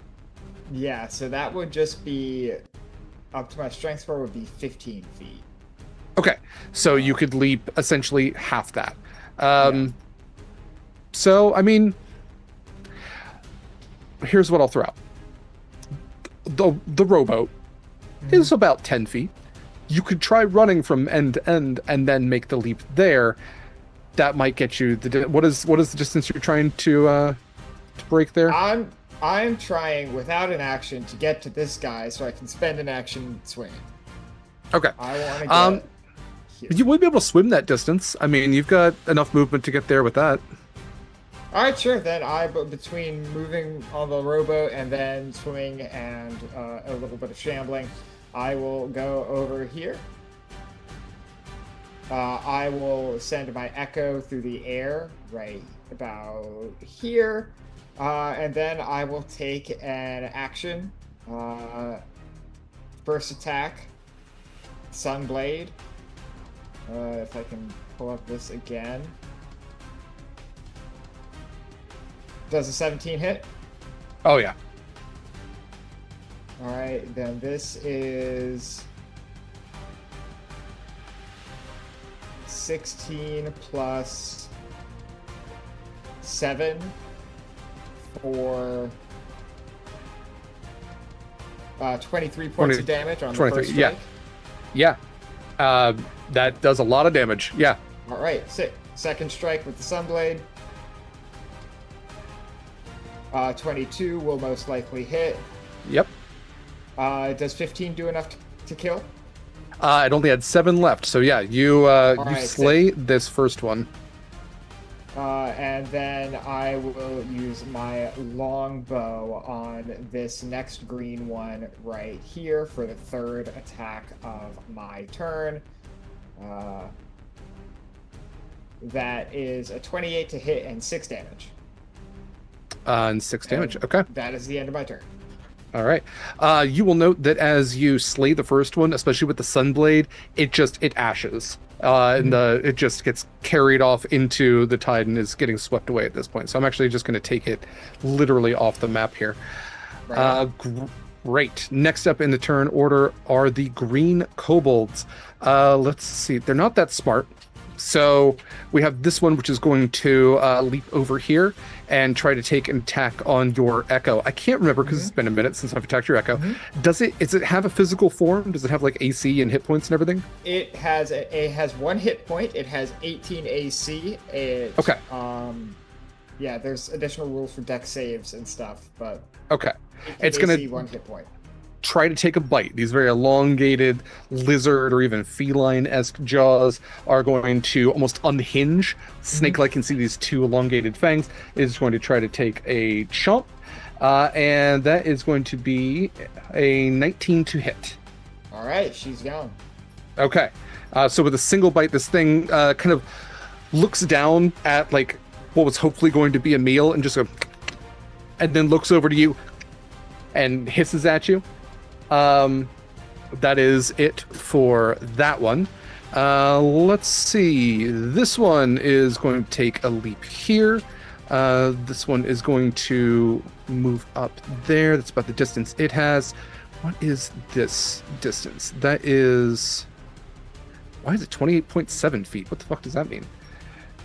Oh, it can't make that leap. All right. Let's see. Those 2 are going to hold their turns to jump if any of you get close. Actually, you know what? They're going to jump into the water. I think that's what they're going to do. They will be able to make it about right there and right there. And that's it for the greens. With this one that was able to make it to the boat, it is going to try to take a bite at Fiach. Okay. That is only going to be a 14 to hit. I don't think that's going to hit Fiach. That does not hit Fiach. Okay. These snapping jaws, like the spittle coming out of them, trying to find purchase, but don't. But you do have a vampire kobold in the rowboat with you. Okay, great. That's it for the green group. Croak, it is your turn. Cool.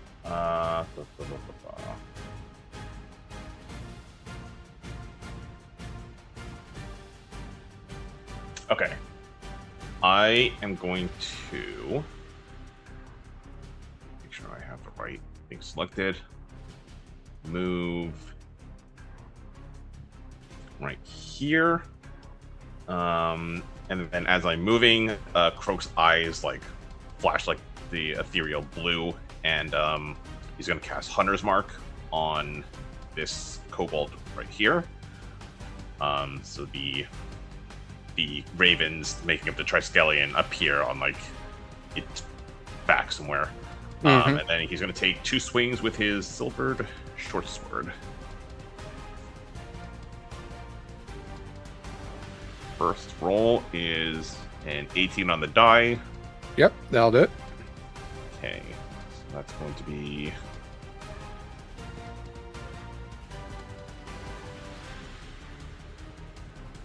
That is 9 points of piercing damage. Okay. And then second strike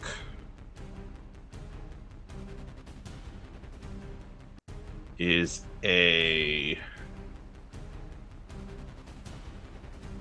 Second strike is an 18 flat. Yeah, that'll do it. Okay, so... These all have an AC of 14. As long as you hit 14 or above, we're going to call that good enough. Cool. Alright. Short sword. Hunter's Mark. Swarm, and then sneak attack damage.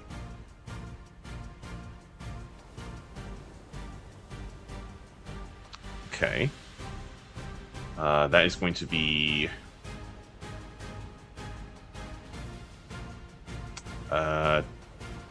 28 points of piercing damage. Yeah, okay. That was... It had 21 hit points left. So, Nice. you want to describe how you fell this thing? I think just like a stab through the rib cage and then a second stab through like the heart, where you would know Okay. to strike for a vampire. Yeah. With a strike through the heart, this one also turns to ash. All right. I think as part of that, I would like to see how far away was that one from the others. Oh, they're all within range. Okay. I think I will expend a use of Whales from the Grave. I'm going to inflict 2d6 necrotic damage to this kobold here. Sorry, which one? The one face to face with Desade. Cool, gotcha. Since it is within 30 feet. Yep. Alright, reset. That is going to be 7 points of necrotic damage. Okay. So I think as the as like the spectral ravens are like pecking the kobold that Croak had just killed, some of them split off and also attack this other kobold. Very cool. All right, anything else for your turn? I will...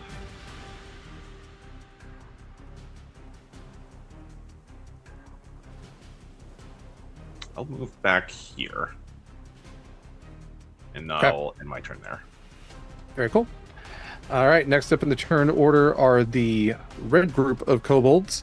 Let's see, this one is near Desade is going to scurry over and see if it can take a bite out of Des. It does have pack tactics, so it will have advantage on this roll since it is next to a friend there. And that is only a 9 for the first one, so 14 for the second, so that is a dirty 20 to Just hit. hits. Yeah. Des, you are only going to take 6 points. I'm sorry. You're going to take 6 points of piercing damage plus All right. 5 of necrotic, so 11 in total. And your hit point maximum is reduced by that 5. Okay, interesting. Yes, all right. Okay. That is going to last until a long rest. As this Gotcha. thing sinks its teeth into you, you can feel it pulling life force out of you and kind of pulls back with a little bit of your blood still in its fangs and just goes, "Try again!" Okay. So let's see the rest of the reds. This one is going to dive into the water. It will only get about that far. This one is going to do the same, only about there. Same with this one. And yeah, you'll probably only get about there, I think. And then we've got this one, which is going to go running down the foremast there. Well, I suppose it can dash. We'll get him. Get it right there. That is it for the red group. Okay, next up is Fiach. Alrighty, I think we have Desiree will feel a familiar tug as, or at least it's now familiar, as Fiach flies up, and I use my bonus action to once again, and she rifles through her different forms. And I think this one, we're landing on the form that still mostly looks like Fiach, but like her hair gets bigger, the claws get bigger, the talons get bigger, the robe almost grows longer. She's almost more clothed than she normally is at this moment. Her armor sort of gleams with this extra light to it. As she takes on this particular form of dread. It's all the same, it just is flavor. And we're gonna fly up from the boat, probably just 10 feet in the air for the moment, and then use the rest of my 30 feet to get a little closer to, like, head towards, I think I'm actually, we'll go 20 feet up in the air and 20 feet towards the bow, or to the bow of the ship, essentially, which is here. And I think, and I'm so sorry to be dealing with levels like that, but here we are. And that's all good. I think for this turn, we're just gonna, I think she reaches out her hands, like both hands, and like claps them together as she cast Eldritch Blast. Great. And we're gonna do. Oh, I think we're just gonna try and hit the 3 that are closest to me, to where she is right now, the green and those 2 reds there. Well, hit all 3, why not? I could sort of pew, but why not? So that is, and I have to roll, it's been a minute, I have to roll separately for each Eldritch Blast, I'm assuming? I believe that is the case, yeah. Alright, oh god, these are terrible. Okay, so that is +9, so that's, oh, actually, no, 13 for the first one, which I believe misses. It does. 14 for the That'll second one. Actually, it's 14 on the die +9, so I know that one will hit. Oh, yeah. And then the other one was, unfortunately, only a 12, so only one of them hits. Okay. We can say it's the one that's going for the green one, I think. Okay.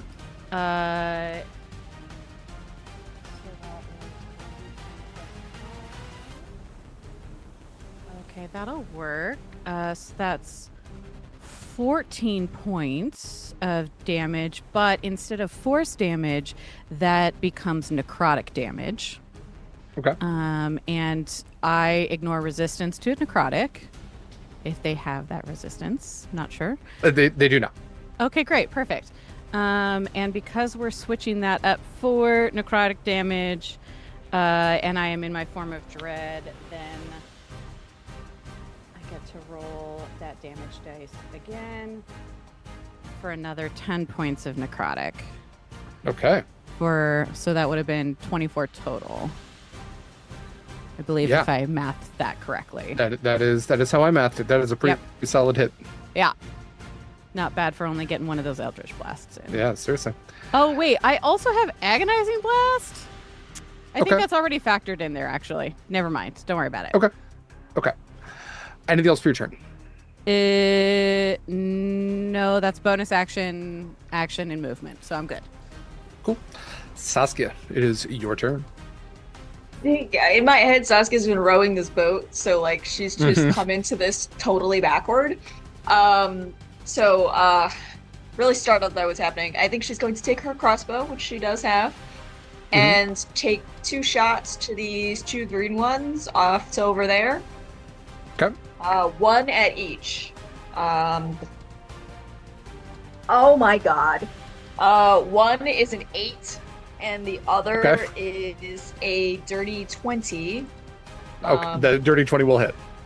Yeah. Let's see. That is just a 1d10, 2, 4, 5 points of damage. That's the best I can do. My radiant strikes do not apply to this. That's okay. 5 still hits. Jeez. That's it. That's all I got. Okay. Is the blue group's turn now. So they are going to follow their horrible little brethren and continue to swarm. Some of them are going to go running up the bowsprit. Get about there. This one's going to do the same. I guess it will go just about right there. These are going to go into the water, which I think they can only get about there, and there. They don't seem to be moving in the water particularly well. So no attacks for the blue group. However, you can see almost like these little... I mean, to call them sharks, I think is a disservice to sharks. All of these like little red eyes just doggy paddling their way to try to drink your blood, which I think has a certain unsettling nature to it. But we're back to top of the order with Desiree. Desiree, you have 2 kobolds. One has taken a bite out of you. The other one has tried and failed. What would you like to do? Well, ideally, I would like to get them both off my back. So let's get to swinging. I'm going to go for the green one first, since I already took a chunk out of him. Back to the Sunblade for melee damage. 19, I'm sure that'll hit. Yep. We are starting off strong with 17 points of damage. Does that kill the green one? It's exactly what you needed. So yes, you Nice. with 17 hit points, you ash that one. Ash that one, a cut straight down through the body and on to the next. Yeah. I'm just going to make both rolls on him, since it looks like it's an average of 2 hits to kill. That was a 20 and a 27. Yeah, both will absolutely hit. Both will hit. All right, so this is 9 plus 13 for 22, and then an additional 2d8. That is 7 and 1 for 8 additional 30 damage total. Radiant. They have 30 hit points each. So again, with exactly the amount of hit points, you've taken out another one. I do have follow-through damage. Would you have 2 enemies that are next to each other? But you've gotten exactly what you needed both times, so we haven't hit that just yet. Great. I would like to stand on, this looks like some kind of a railing right here. Yeah. I'd like to kind of precariously walk my way down here such that I can bonus action my echo. This is not going to last a whole thing, but I might as well do this now, because I get unlimited echoes. So I'm going to bonus action my echo into existence. I'm going to try and see if I can put it onto this mast here, because that is just the 30 feet that is at the end of my reach. So I'm going to drop her right in there. Great. And that's my turn. All right. Let's see. Next up then is the Kobold Green group. So we do have the Echo has appeared just behind one of them. We'll get to that one in a second. I think the green group has taken, there's only 3 of them left, so you've already knocked out half of them. We're going to have one of them climb aboard, another one's going to climb aboard the rowboat. They're going to take an attack at Saskia and at Croak. So for Saskia, that is a nat 20 on the die. For Croak, that is it's a 16 I think it's 16 hits. That is just my hits. class. Yep. Okay, so both will hit. Okay, so let's start with Saskia. I am going to just double the damage that I roll instead of doubling the dice. So you are going to take, where's the d4? Only 2 points of piercing damage.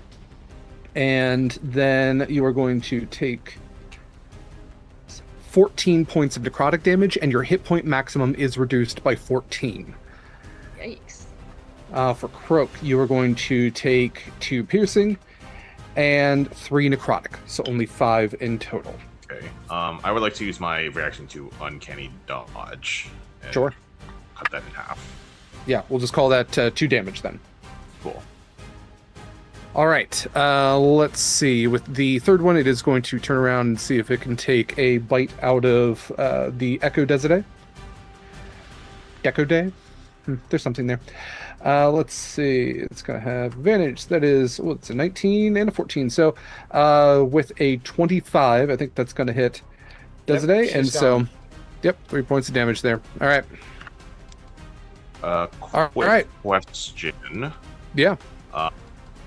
Do these vampire kobolds look like they're being affected by the light of the sunblade? They do have, let's see, they do have sunlight hypersensitivity.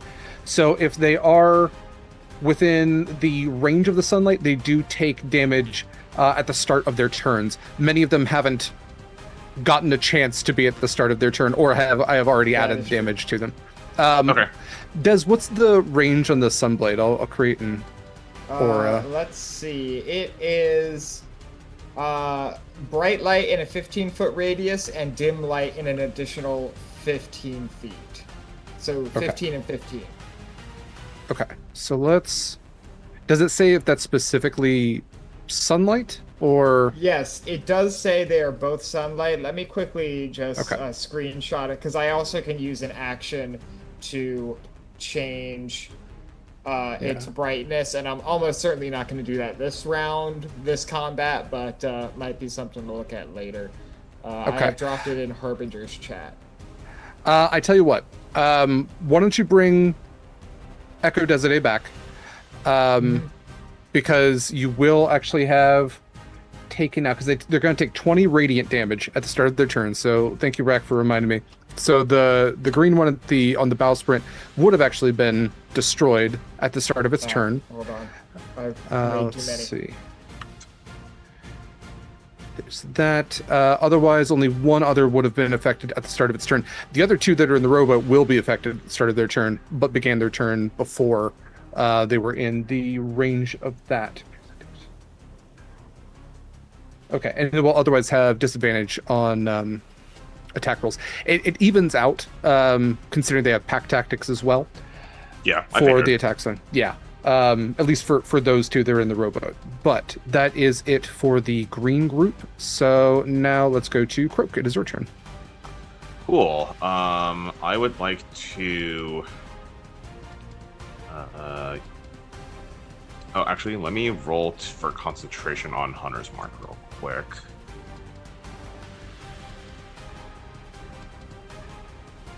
Oh yeah, that's 11 on the die. Okay. Should be fine. I would like to. I'll use my bonus action to shift the Hunter's Mark of the dead vampire kobold that I had killed onto the one that just attacked me. Okay. So I think from like the little pile of ash on the rowboat, one of the spectral ravens will like poke its head out and then fly into this one's back to mark it, and then I will take 2 strikes with my short sword. Okay. Also, I can't remember if I mentioned this. Make sure that you reduce your hit point max by 1. You just took the 2 damage, so we'll call it 1 of each. Okay, just the 1. Okay. Yeah, because there's piercing damage and there's the necrotic damage. If you reduce them both. Oh, yeah. Okay, so it's just the 1 for necrotic. Okay. Yeah.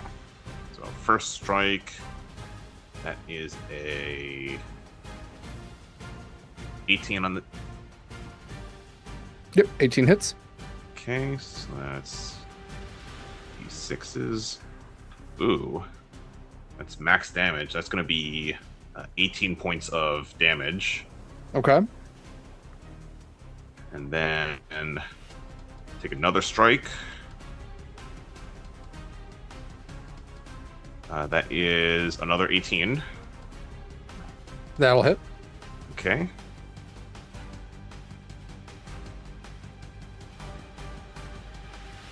That is going to be 36 on top of the 18 from earlier.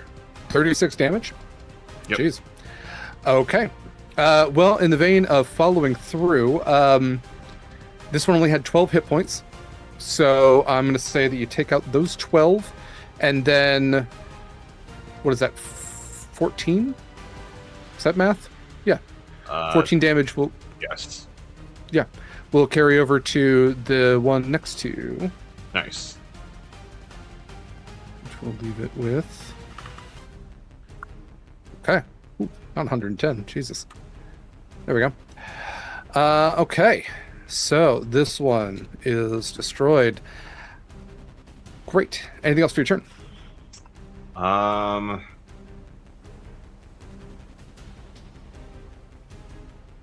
Can I look towards the stone steps where the light is, just like see if like there's any movement in that direction? Yeah, no movement that you can see right now. It is essentially behind. It's towards the south of the map. So if you presume that if you got over this little cliff where the Indestructible 2 has been scuttled, there's a little bit of water maybe on the other side, but the stone steps are just over there. You are welcome to flee this combat if you want, but you do not see anybody necessarily coming down those steps right now or going up them. Okay, cool. All right. Let's see. It's the Kobold Red group now. This one is going to get Ash. It only had 10 hit points and is starting its turn in that radius. This one is just outside the radius. Let's see. Fia, you're flying in the air. I am. I don't know how high up they are in, like, I said I flew 20 feet up from the rowboat. 15, 20, 25, 30, 35, 40, 45, 50. So from the water, they're about 50 feet up. Oh, okay, great. Yeah, if I'm counting, because I'm trying to count from like where the water's edge is to where the top of the bowsprit would be. It's typically how I like to work these maps. So I'm thinking that's about it. So in that case, this one is going to leap despite its own survival instincts, and try to tackle you in air, but it is going to essentially take a bite. It is not going to be able to grapple. So even if it does succeed, it is still going into the water. And it rolled in that one. So this thing goes, and just belly flops right into the water. Oh, buddy. It's really sad. These other ones are going to take their movement through the water here. They'll get about, what is that? That's 30 there. 30 there. And this one's straggling behind just at 30 there, because they're getting half movement, so that's with their dash. That's all they've got. Cool. That is the red group. Next up, Fiach. Oh, man, I really hate to, like, give insult to injury here, or injury to insult, but the one who tried to leap at me and failed miserably, he's still up and going, right? He fell like 50 feet down towards the water. So I'm going to give him a little bit of damage from that. He does have resistance to bludgeoning damage from non-magical sources, but still, if you're going to fall 50 feet, that's what took out Gwen Stacy, you know? Wow. Derek. Sorry, I just want to see everybody's faces on that one. How dare you? Technically. Okay, technically, it was the stop, not the fall. You're right. Yeah. Great, perfect, wonderful. Okay, so I think as he's falling, I sort of imagine her, especially because I feel like combat, it's all real quick, that as he's falling, she throws her whip out at this one. Because I think I'm only... If I have to fly down 20 feet to do it, I'm totally happy to hit him in the water because I think I'm that... Yeah, I think math-wise that works out. And I'll get in one of the attacks with... Actually, we'll do 2 attacks on this guy. Feel bad, but not that bad. I think both of those are going to hit. Because that's a 13 on the dice and a 17 on the dice, plus 10. Yeah, both of those will hit, yeah. Yeah, all right. Okay, cool. So the damage for those is...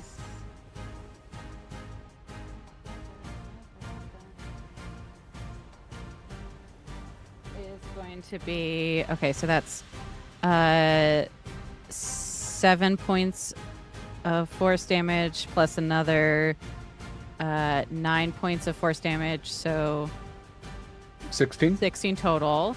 And yeah, let's do... Just double checking what other nonsense I've got going on here, because I've got a lot.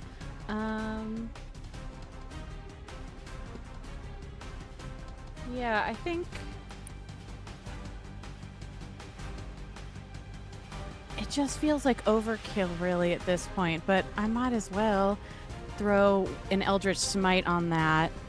Oh, yes. I'll do an Eldritch Smite on that. Okay. Which... Yeah, weirdly, Overkill is this kobold's name. Yeah. Sure. A proud line. His family all Overkills. Yeah, great.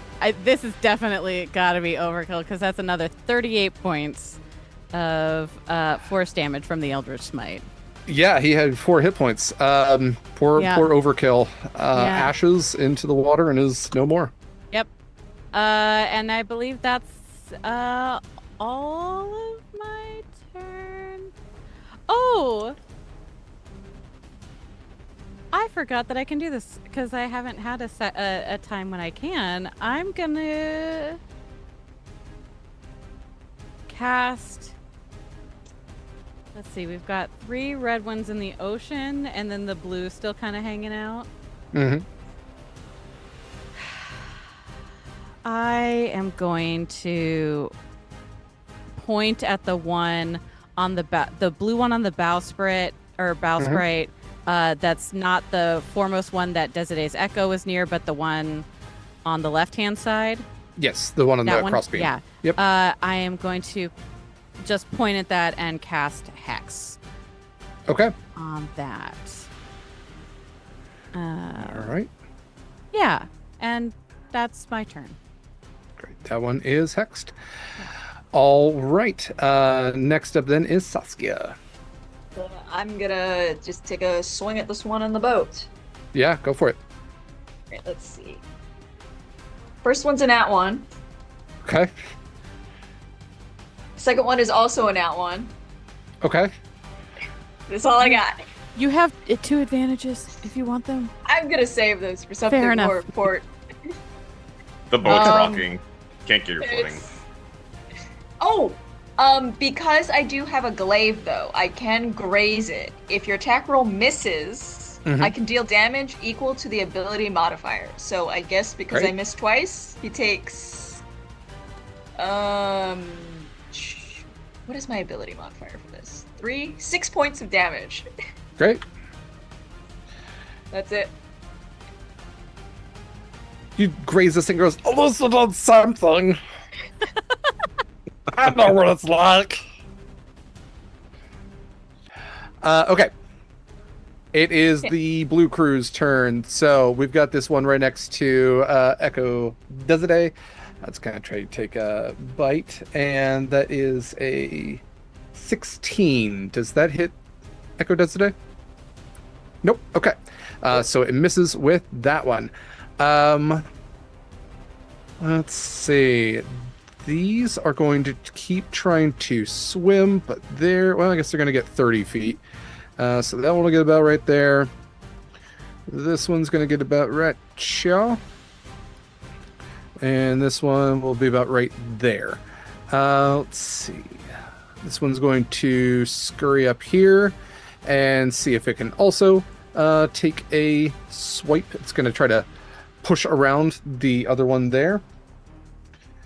So that is a 24 to hit. So that will take out Echo Desidate there. That is it for the blue crew's turn. But again, no sense of survival for any of these guys, as a lot of them have entered that sunlight radius and actively seem harmed by it. They're hissing and like covering their eyes and everything, and you can see like parts of them are ashing already as they're in the sunlight, but they don't seem to be associating what's happening there. Desidate, we're back top of the order with you. All right. I feel bad for what I'm going to do on this turn, but not so bad that I'm not going to do it. Bonus action, reconstitute Echo Desidate. And I'm going to drop her right there. I'm going to start with this kobold here, and since there are two on this mast, I don't feel so bad for how this is going to go. Anyway, I'm going to start swinging. Yeah, the one closest to you is hexed, so I can't remember if that has any... Okay. I don't think... Because it's not making saves for the Sunblade, and it's true. I don't think it will trigger the extra damage, so I think fair enough. It'll be neutral. 30 to hit. Yeah, Jesus, yeah. 13 damage, is it still up? Wait, no, plus 1d8. 13 plus 4, so 17, is it still up? 17, it is still up. Alright, second attack. 14, it should be down. It is down plus right, 1 hit point. That's going to go to the one behind it.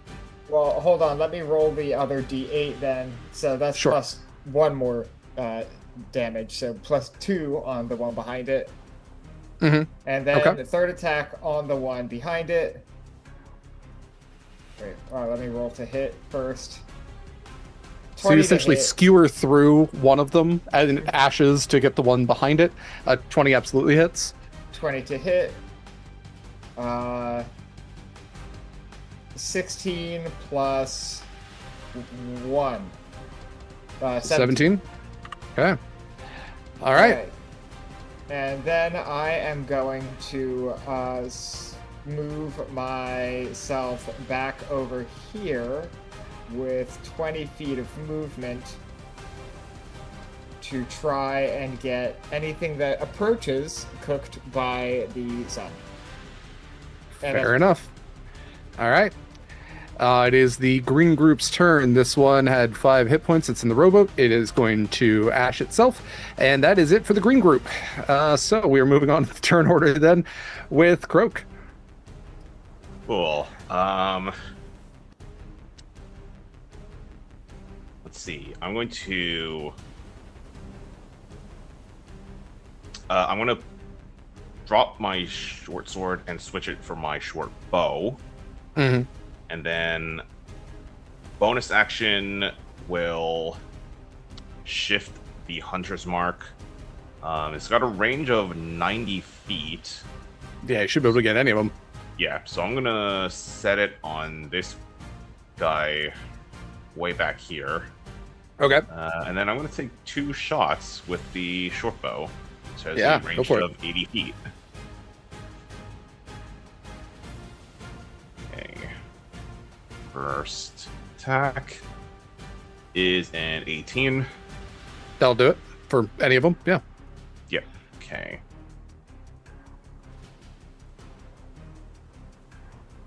That is going to be 13 points of piercing damage with the And you're hitting arrows. the one that you 100 marked? Yeah. Okay. All right. 13 damage. Cool. And then second attack. I believe the short bow is also a vex weapon. It is. So this will be at advantage. That is 19. Yeah, that'll hit. Okay.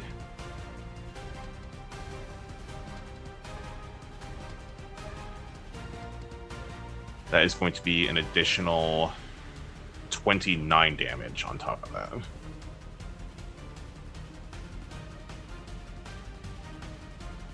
You are muted.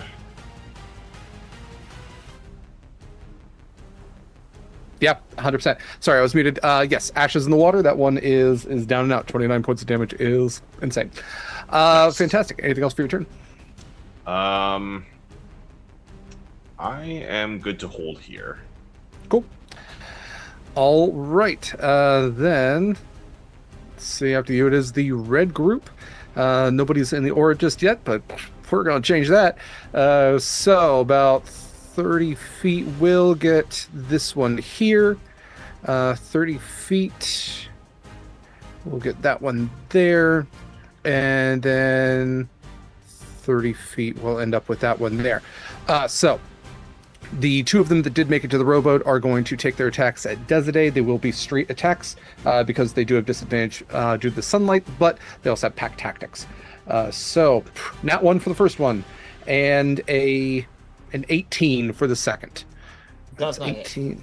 Okay. 2 misses then. Great. That is Fia's turn. Oh. I am so sorry. I sort of lost track of which one of the blue guys had been on the bowsprit before. Is he gone? Is he still there? The hexed one is dead. Well, that's okay. That's fine. Great. Cool. Oh gosh, these turns come up so much faster.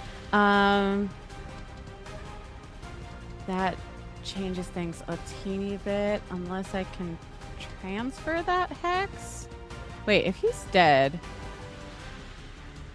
Oh yeah, I can I will switch that hex to the other blue one as my bonus action. I can switch it to the other one that's on the bowsprit. That's with Echo Desiday. Perfect.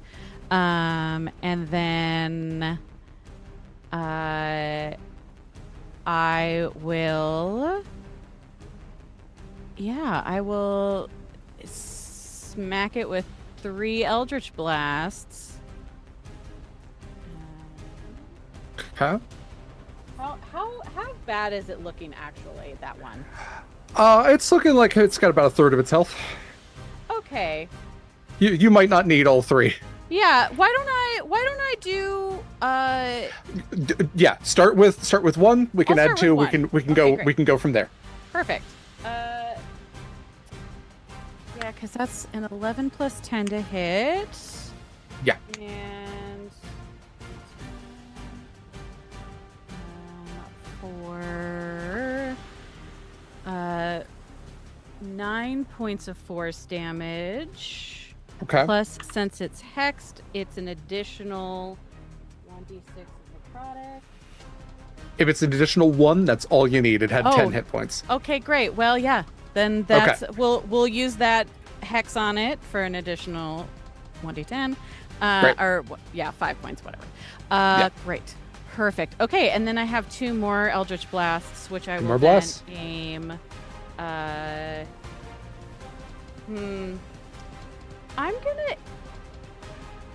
think the folks in the boat have it just fine. I think they're great. I think they're doing great. If I could also offer calling this Bruja Blast, if that's... I need to get that tea back, yeah. I was going to say, I know Friday makes that tea, but I think that fits pretty adequately with what we're doing here. I mean, absolutely. The Bruja Blast. Okay, great. So we're gonna do, and the blue guys that are currently swimming in the water, they have not taken any damage. Is that correct? None of the blue ones have taken any damage. The one that's in the aura is about to on the start of its next turn. The one that's in the aura is the one that's in the sunlight. Yeah, that's closest to the rowboat. The 2 that are outside, right. They aren't going to take any at the start of their next turn, but... Well, I'm gonna, you know what? I'm gonna still get, we'll go for the middle one then. Sure, Okay. why not? We'll ping that one. That guy. Because I rolled, let's see, that's an 18 and a dirty 20 to hit on Yeah, that both one. hit. Absolutely. Yep. Alrighty. So then... Okay, that's convenient. So those are going to end up being... each blast is going to be 10 points of necrotic damage each for force damage. Oh! Lies. Okay. Lies. One will be 10 points of force damage. The other will be 10 points of necrotic damage because I'm in my form of dread. So it will take also an additional 10 points of necrotic damage. So that is 30 points of damage total. Great. 10 points of force and 20 points of necrotic. That is all you needed. They have 30 hit points each. So you have ashed the one in the middle. Anything else for your turn? No, I don't think so. I think I'm good. Great. I think I am. Everybody's kind of on the ground, so I think I'm going to just hang out 20 feet above the water. Sure. And I think Saskia, it is your turn. You've got 2 in the rowboat. You've got 3 still in the water. What would you like to do? I think I'm gonna try and, well, do I even need to move? I think I'm just gonna swing. I have a reach of 10 feet. So I think I'm just gonna swing straight over Croak's head at this. Yeah, one just tell over Croak here. to duck. Yeah. He's Or small. I'll You can move just over if I swing. have to. It's kind of like when you're playing pool, like billiards. Like you can use Croak to kind of line up the shot of the glaive. Yeah. Let's see if I actually hit though. Famously, I do not. Okay, that is an 18 plus stuff. Hey, you did it. I did it. You did it. And the other one's a nat 20, which I'm probably. There you go. Okay. Finally did stuff. All right, let's do the Just first needed one to use first. Croak as a support Yes. the whole time. So the first one is 9 points of piercing damage plus 8 points of radiant damage. Okay. So And then 17. Yep. Yes. And then the crit is, why did I roll a 20? No, why did I roll a d20? That was not what I wanted. Oh. Damn it. A It was a 19 too. 8 points of slashing damage, I believe it is, and a d8 of, and 10 points of radiant damage. Okay. So we're gonna say take 1 out, and with Yay. follow through, you do an additional 5 to the one next to it. Yay! That's all I got. Actually, is Croak down any amount of hit points? Croak, I think, took 2. 2? Okay. Yeah. So I'm down okay. 1 hit point once you factor in the lowered HP threshold. Okay. Yeah. Okay. It's fine then. Okay, I'm Okay. good. Cool. All right. Blue crew's up. Let's see. This one's going to take 20 just starting out. I'll take it down to 10 hit points. And undeterred, it is going to continue swimming. It is going to have to use all of its movement to climb into the boat there. Plus its dash, I should say. This one is going to use all of its movement and dash to get right there. That's it for the turn. They got nothing else. So we return, I believe, to top of the order with Desday. All right, let's get to cleaning things up. I am going to start with. Let's see. I guess I'll start melee attack on the one right adjacent to me. Mm-hmm. That's Look at that. You had 21. 18 enemies. You got, 4 left? Yeah, 21 absolutely hits. 21 to hit. 8 plus 3 sunblade 11. damage. So Okay. 11 sunblade damage. Mhm. I'm gonna be a little bit of a tactical metagamer here and That's say okay. that I know that means he's gonna be cooked next turn. So That's next true. action is going to be pulling the echo in 15 feet, making a single melee attack on this other red kobold who's in the water. Okay. I'll see if I can just tap him and repeat the same process. 23 to hit. Yep. 14 sunblade damage. No, 18 sunblade damage. So he will also be cooked next round. And I will go ahead and now shuffle right on over 5 feet this way and do a single melee attack on this blue kobold who's not on the boat. Okay. And we're not going to worry about fall damage or anything like that, just if anybody's watching. We're just for the sake of this combat, I'm not going to worry about the Echo Knight taking fall damage or any bullshit like that. So yeah, by all means, go for it. All right, it was a 19 to hit, and we have 9 plus 2, 11.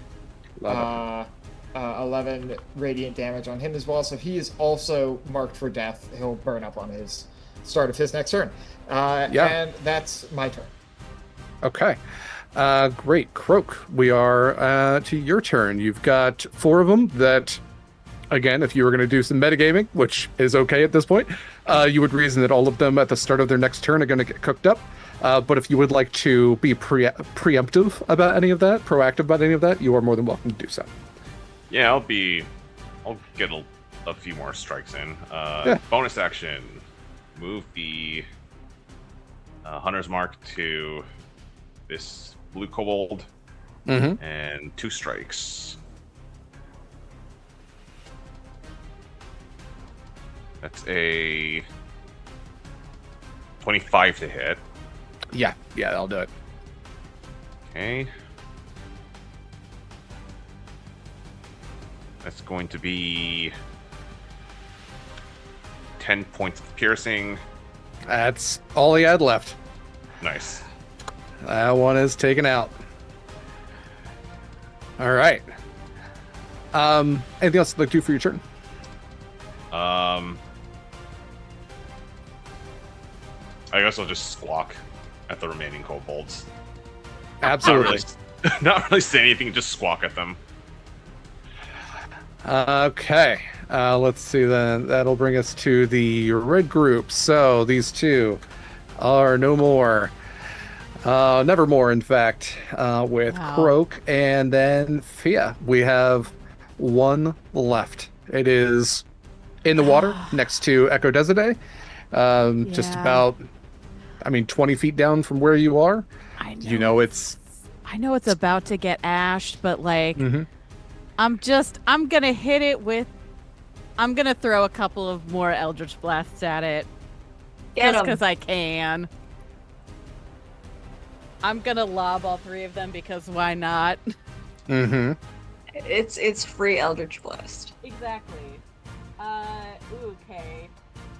2 of those are a 17 on the dice. The third is only a 15, so all 3 should hit.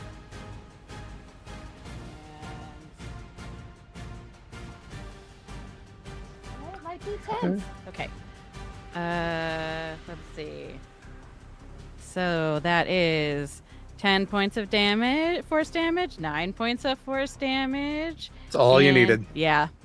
Had 19 hit points left. Perfect. Got it. All right. Well, then, with 18 kobold vampire spawn all ashed around you, we can go ahead and exit combat. Such a bummer. I mean, it was great. I don't suppose any of them left teeth behind. You know what? Why don't you roll me? Let's just call this a luck check. So it's just a straight D20. I will say if you get 12 or above, there's going to be teeth. Depending on how high you get, there might be more teeth. Cool. That's an 18 on the die. Yay! Great. You had, a number of them get slayed within the rowboat. So as you kind of just kick your little bird foot through the ashes, you can find that there are, I'm going to say you're able to find 6 decent teeth that are still mostly intact amongst the cremains that are otherwise left by these kobold vampire spawn. We could maybe say they were gold teeth to explain why they didn't. Sure, I mean, even when stuff turns, like, even when you cremate, you know, there's little bits of bone and stuff that stick behind. So yeah, you find gold teeth, you find like an adamantine tooth, you find one that's made of pearl, you find one that's, you know, yeah, just various bits of, like, I'm gonna put this in my mouth. There's one that's lead, and you're like, that was a bad idea. Yeah, I'll add them to the jar. Fantastic. All right. Well, no kobolds around. Nothing else seems to be moving right now. Are you all proceeding towards the staircase? Yeah. I think as we do, I'm going to tug on Fiach's sleeve and then point over to the topaz.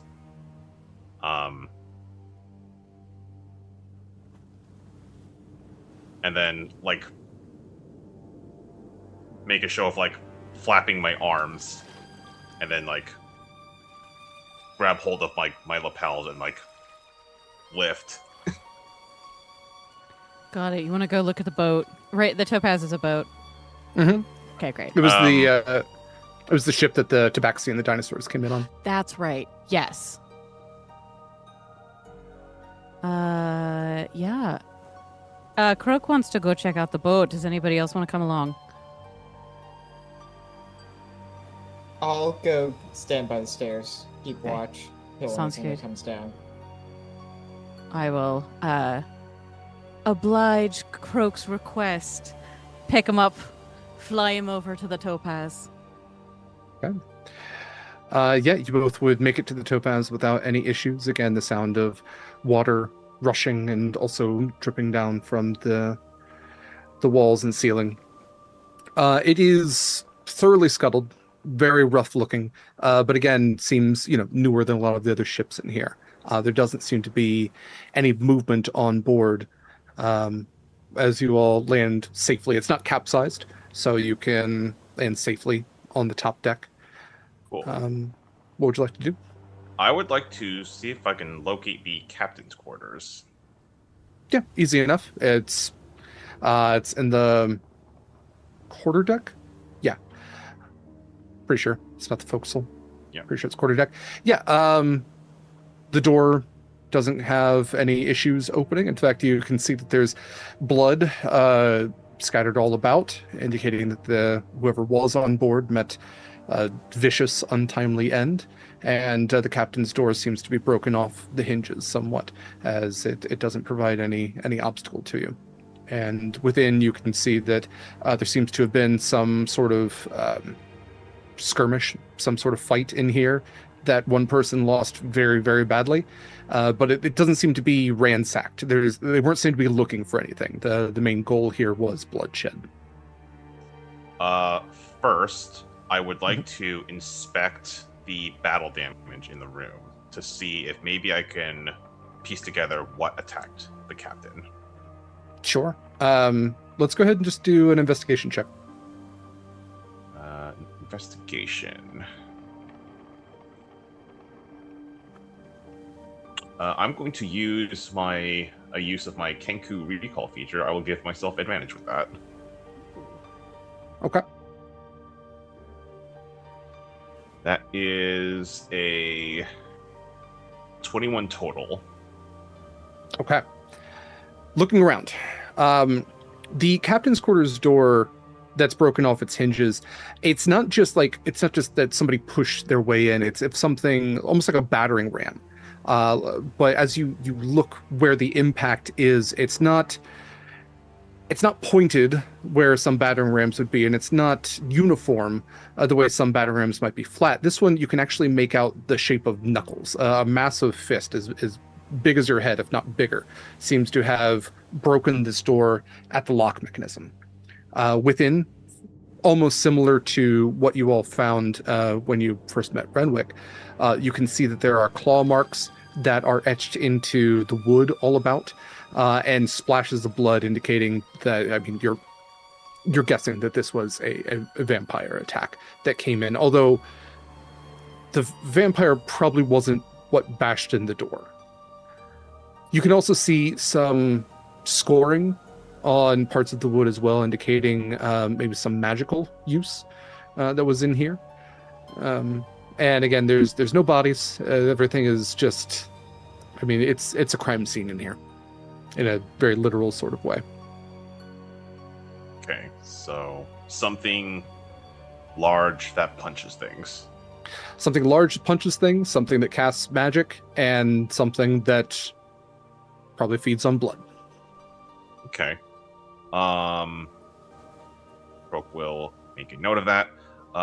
Next, I would like to see if I can find any ledgers or missives that would relate to the big crate that we saw the tabaxi carting up to the castle. Sure. Yeah, again, nothing's ransacked in here. So the captain's log is still sitting on the desk. In fact, it is splattered with blood to where whoever was in here was writing in it when they were attacked. No investigation check or anything necessary. You flip through it and you can see essentially the most recent journey where they were traveling from... Oh, I need my map. But they weren't traveling from very far away. In fact, what it seems to indicate to you is that this voyage was meant to be a peace offering of sorts. This was protection money. This was from the island of Ma'al, which is off the coast of Hexacotl. And it's a little bit further south along the very long island of Hexacotl. Croak, I mean, you've lived in the general region to know that it is a primarily tabaxi inhabited island, and you might have even heard stories that the tabaxi can bring dinosaurs in sometimes from further into Hexacotl or even Telecon. Mao even has dinosaur racing sometimes, and so what it seems to be, what the captain has written down, is that the tabaxi who were on board, who he has noted as, there we go, Suzu Tallgrass, along with his companions Miki and Junko, all arrived on the Topaz in the hopes to transport an offering to Lord Adderlass. Their offering was meant to be a sizable and both niche and exotic food source for the lord that they know and believe to be a vampire. And so they sourced a matured Tyrannosaurus Rex that they were transporting to provide the vampire lord with an adequate and also, again, not super common food source. It seems that the offering might have been accepted, however, the protection was not necessarily granted, as you now stand in the ramifications of their choices. That's the most recent log was, we sit in the harbor awaiting the return of our tabaxi crew, or not crew, but passengers, in the hopes that they will allow us to leave this harbor in due course, and blood is splashed across that page. Okay. I will point out that passage to Fiach, and then put a hand over my eyes, make like a sweeping motion, and then put a hand around one of my ankles and like make a tugging motion to like indicate like something that's restrained, and then a braking motion with my hand, and then hold my wings up like this, and then like start stomping around the captain's quarters and like kick over a chair. Oh.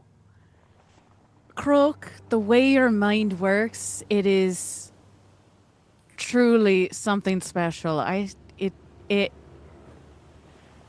Here I was, after reading this, I was like, I had thought that perhaps facing a giant beast like that might not be a grand idea, but using it, freeing it, I'm sure it's very angry at its captors. Oh, you're good. We'll have to keep an eye out for sure. We'll let Croak the others will know. puff his chest out a little bit. Yeah. But he'll also pocket the captain's log. Okay. Yeah. All right. We'll return to the others, I'm sure Yep. of that. Mm-hmm. Fantastic. All right. I am going to move you over to one more map here. You all crest over that ridge and reach, after a little bit of distance in what is otherwise relatively shallow water. You reach the bottom of the staircase that is somewhat submerged as well. You can see in this shallow water that the staircase actually extends deeper into the water itself, indicating that the water is likely risen over time here. There are a variety of statues and lanterns that light this stairway with this, fading dim light at the far edges. And the staircase again seems to go up into this darkness. Oh, good. And as you stand at the bottom of the stairs, you see out of that darkness figures begin to emerge. Two at first, and then one, and then two more. And arriving out of the darkness, you would see some of the armored guards, soldiers, that accompanied the taxation carriage. And standing at the center, being flanked by all of these guards, walks Lady Spite. Yeah. Her veil is pulled over her face. And as she descends down the staircase, she stops and looks down at all of you and pulls her veil back. And for the first time you see in person her very pale, still somewhat darkened skin, but otherwise pale. And you can see the veins and the red and yellow of her eyes, her fangs extending out beyond her red lips. And she presses her fingers together and goes, "I did tell you not to be naughty. But you did anyway. What are we going to do with you?" And I think that's where we'll end for the night.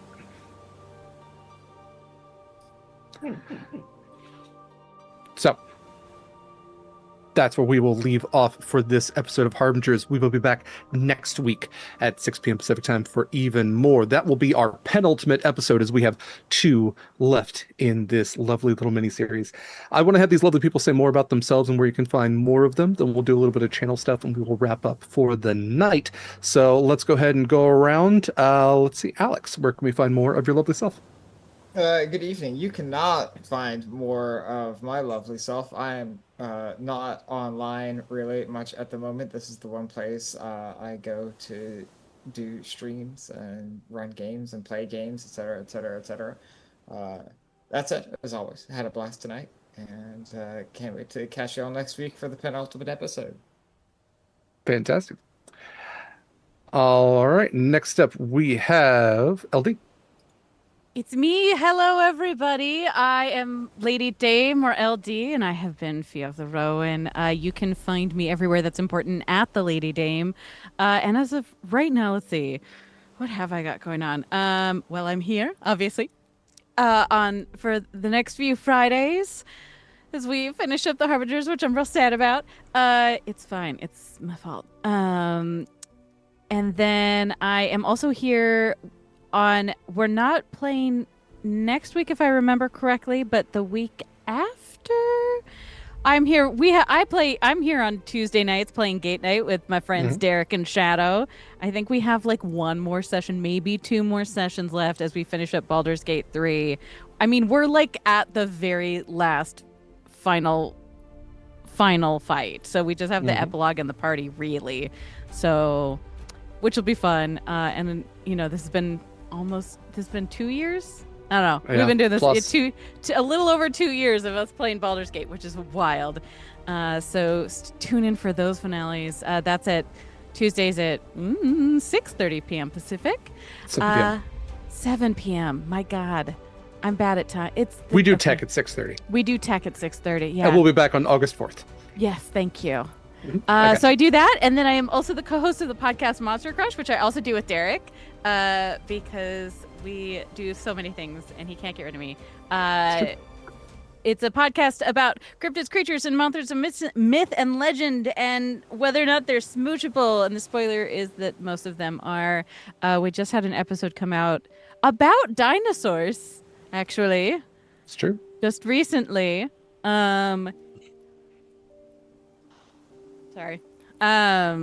Which is very fun. You should check that out. And all of our back episodes. We have quite a few. It's very fun. If you like talking about those things, you should check that out. And also, I'm the affiliate for Friday Afternoon Tea. Shout out to Friday Afternoon Tea. Today I've been drinking, I mentioned this earlier, Death's Flower, which is the tea I recommended for Anubia, specifically. So I'm drinking that out of my new glass, which is also fantastic. I think that's all I have right now. Yeah, that's it for now. Okay. Thank you, Ellie. Next is Rek. Hello, everyone. I am Rakolai, or Rakolai, no order preference I need to pronounce it. I'm just glad you are here. Thank you so much for tuning in tonight, and tune in next week for the Spite Fight. It's really good. It's really good. If you fight her, I'm not saying you have to. You know. You can. We might fight her. There might be a spite fight. Spite fight. Yeah. That's you right. can find more of my lovely self on my Twitch channel, twitch.tv/Rakolai. I stream most weekends at around 2 p.m. Eastern. I build model kits on my channel, so if you want a place to hang out, chill, watch me assemble model kits, that's where I am.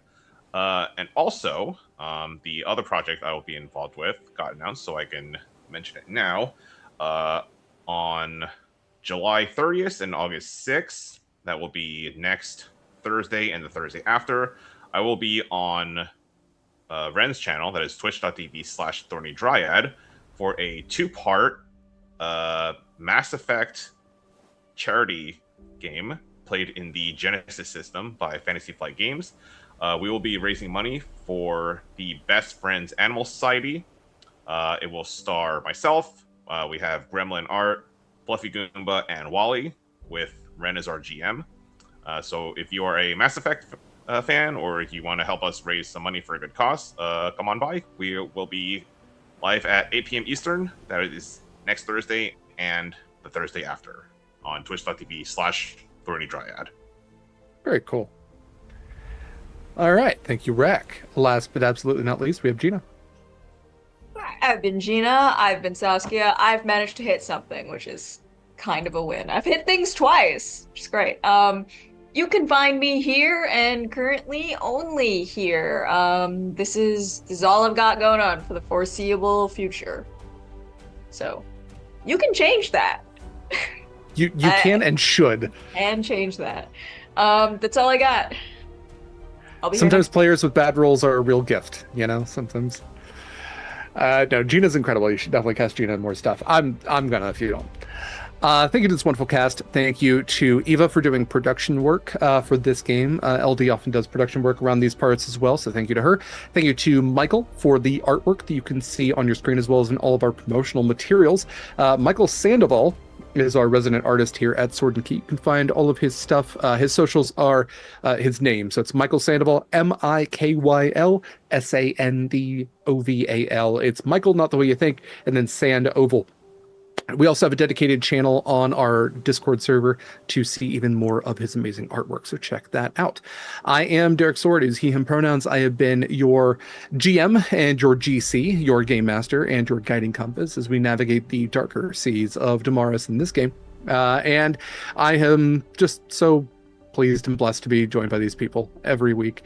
I am a little sad about our penultimate episode next week, but also excited to see what you all decide to do with whatever comes next. If you want to follow me on social media, You can, that's fine. I mostly just repost stuff from Monster Crush and from Sword and Key and other people who do great things. I rarely post the pithy things that come to my mind. I mostly just text my partner, or put them on the Discord. But you should follow Sword and Key stuff, and you can do all of that at beacons.ai/Sword and Key. You can find all of our links in one neat, nice place. We've got BlueSky, we've got Instagram, we have our Discord. It's a great community. You can hang out with cool folks like us and talk about great games like this. You can see our affiliates and get their discounts. Affiliates like Eldritch Foundry for custom minis. Get your custom miniature of your TTRPG character, no matter how weird and wild and normal and mild they might be. They've got some really great, really unique stuff, and they're adding stuff almost every week at this point. So tons and tons of options there. You can also do a 3D printing subscription. It's unlimited STL files, 3 months for only $19.99. That's with our affiliate link, so make sure you utilize that. If you are getting your perfect set of dice, you really can't be any more perfect than Long Dog Dice. I was using the official Horizons Call dice set tonight, which has the little Sword and Key logo on the D6. They are this beautiful, vibrant shade of blue with little flakes of copper in them. They're great. I love them. They're very pretty.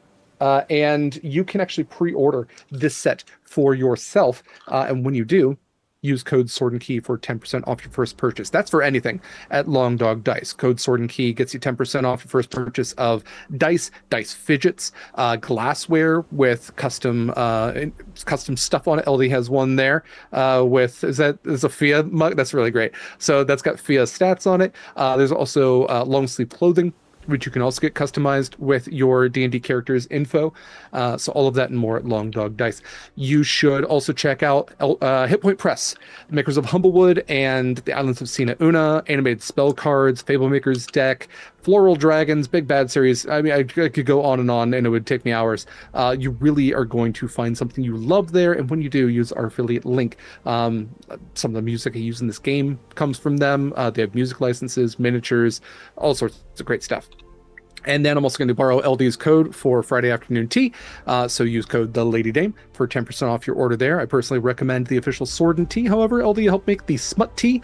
And you can also head over to our Discord because LD has tea recommendations for many of the characters in many of our long-running games. So you can check that out as well if you're looking for some tasting guides. But regardless of what you get, you are going to get something you enjoy. Friday is truly, truly skilled at what she does.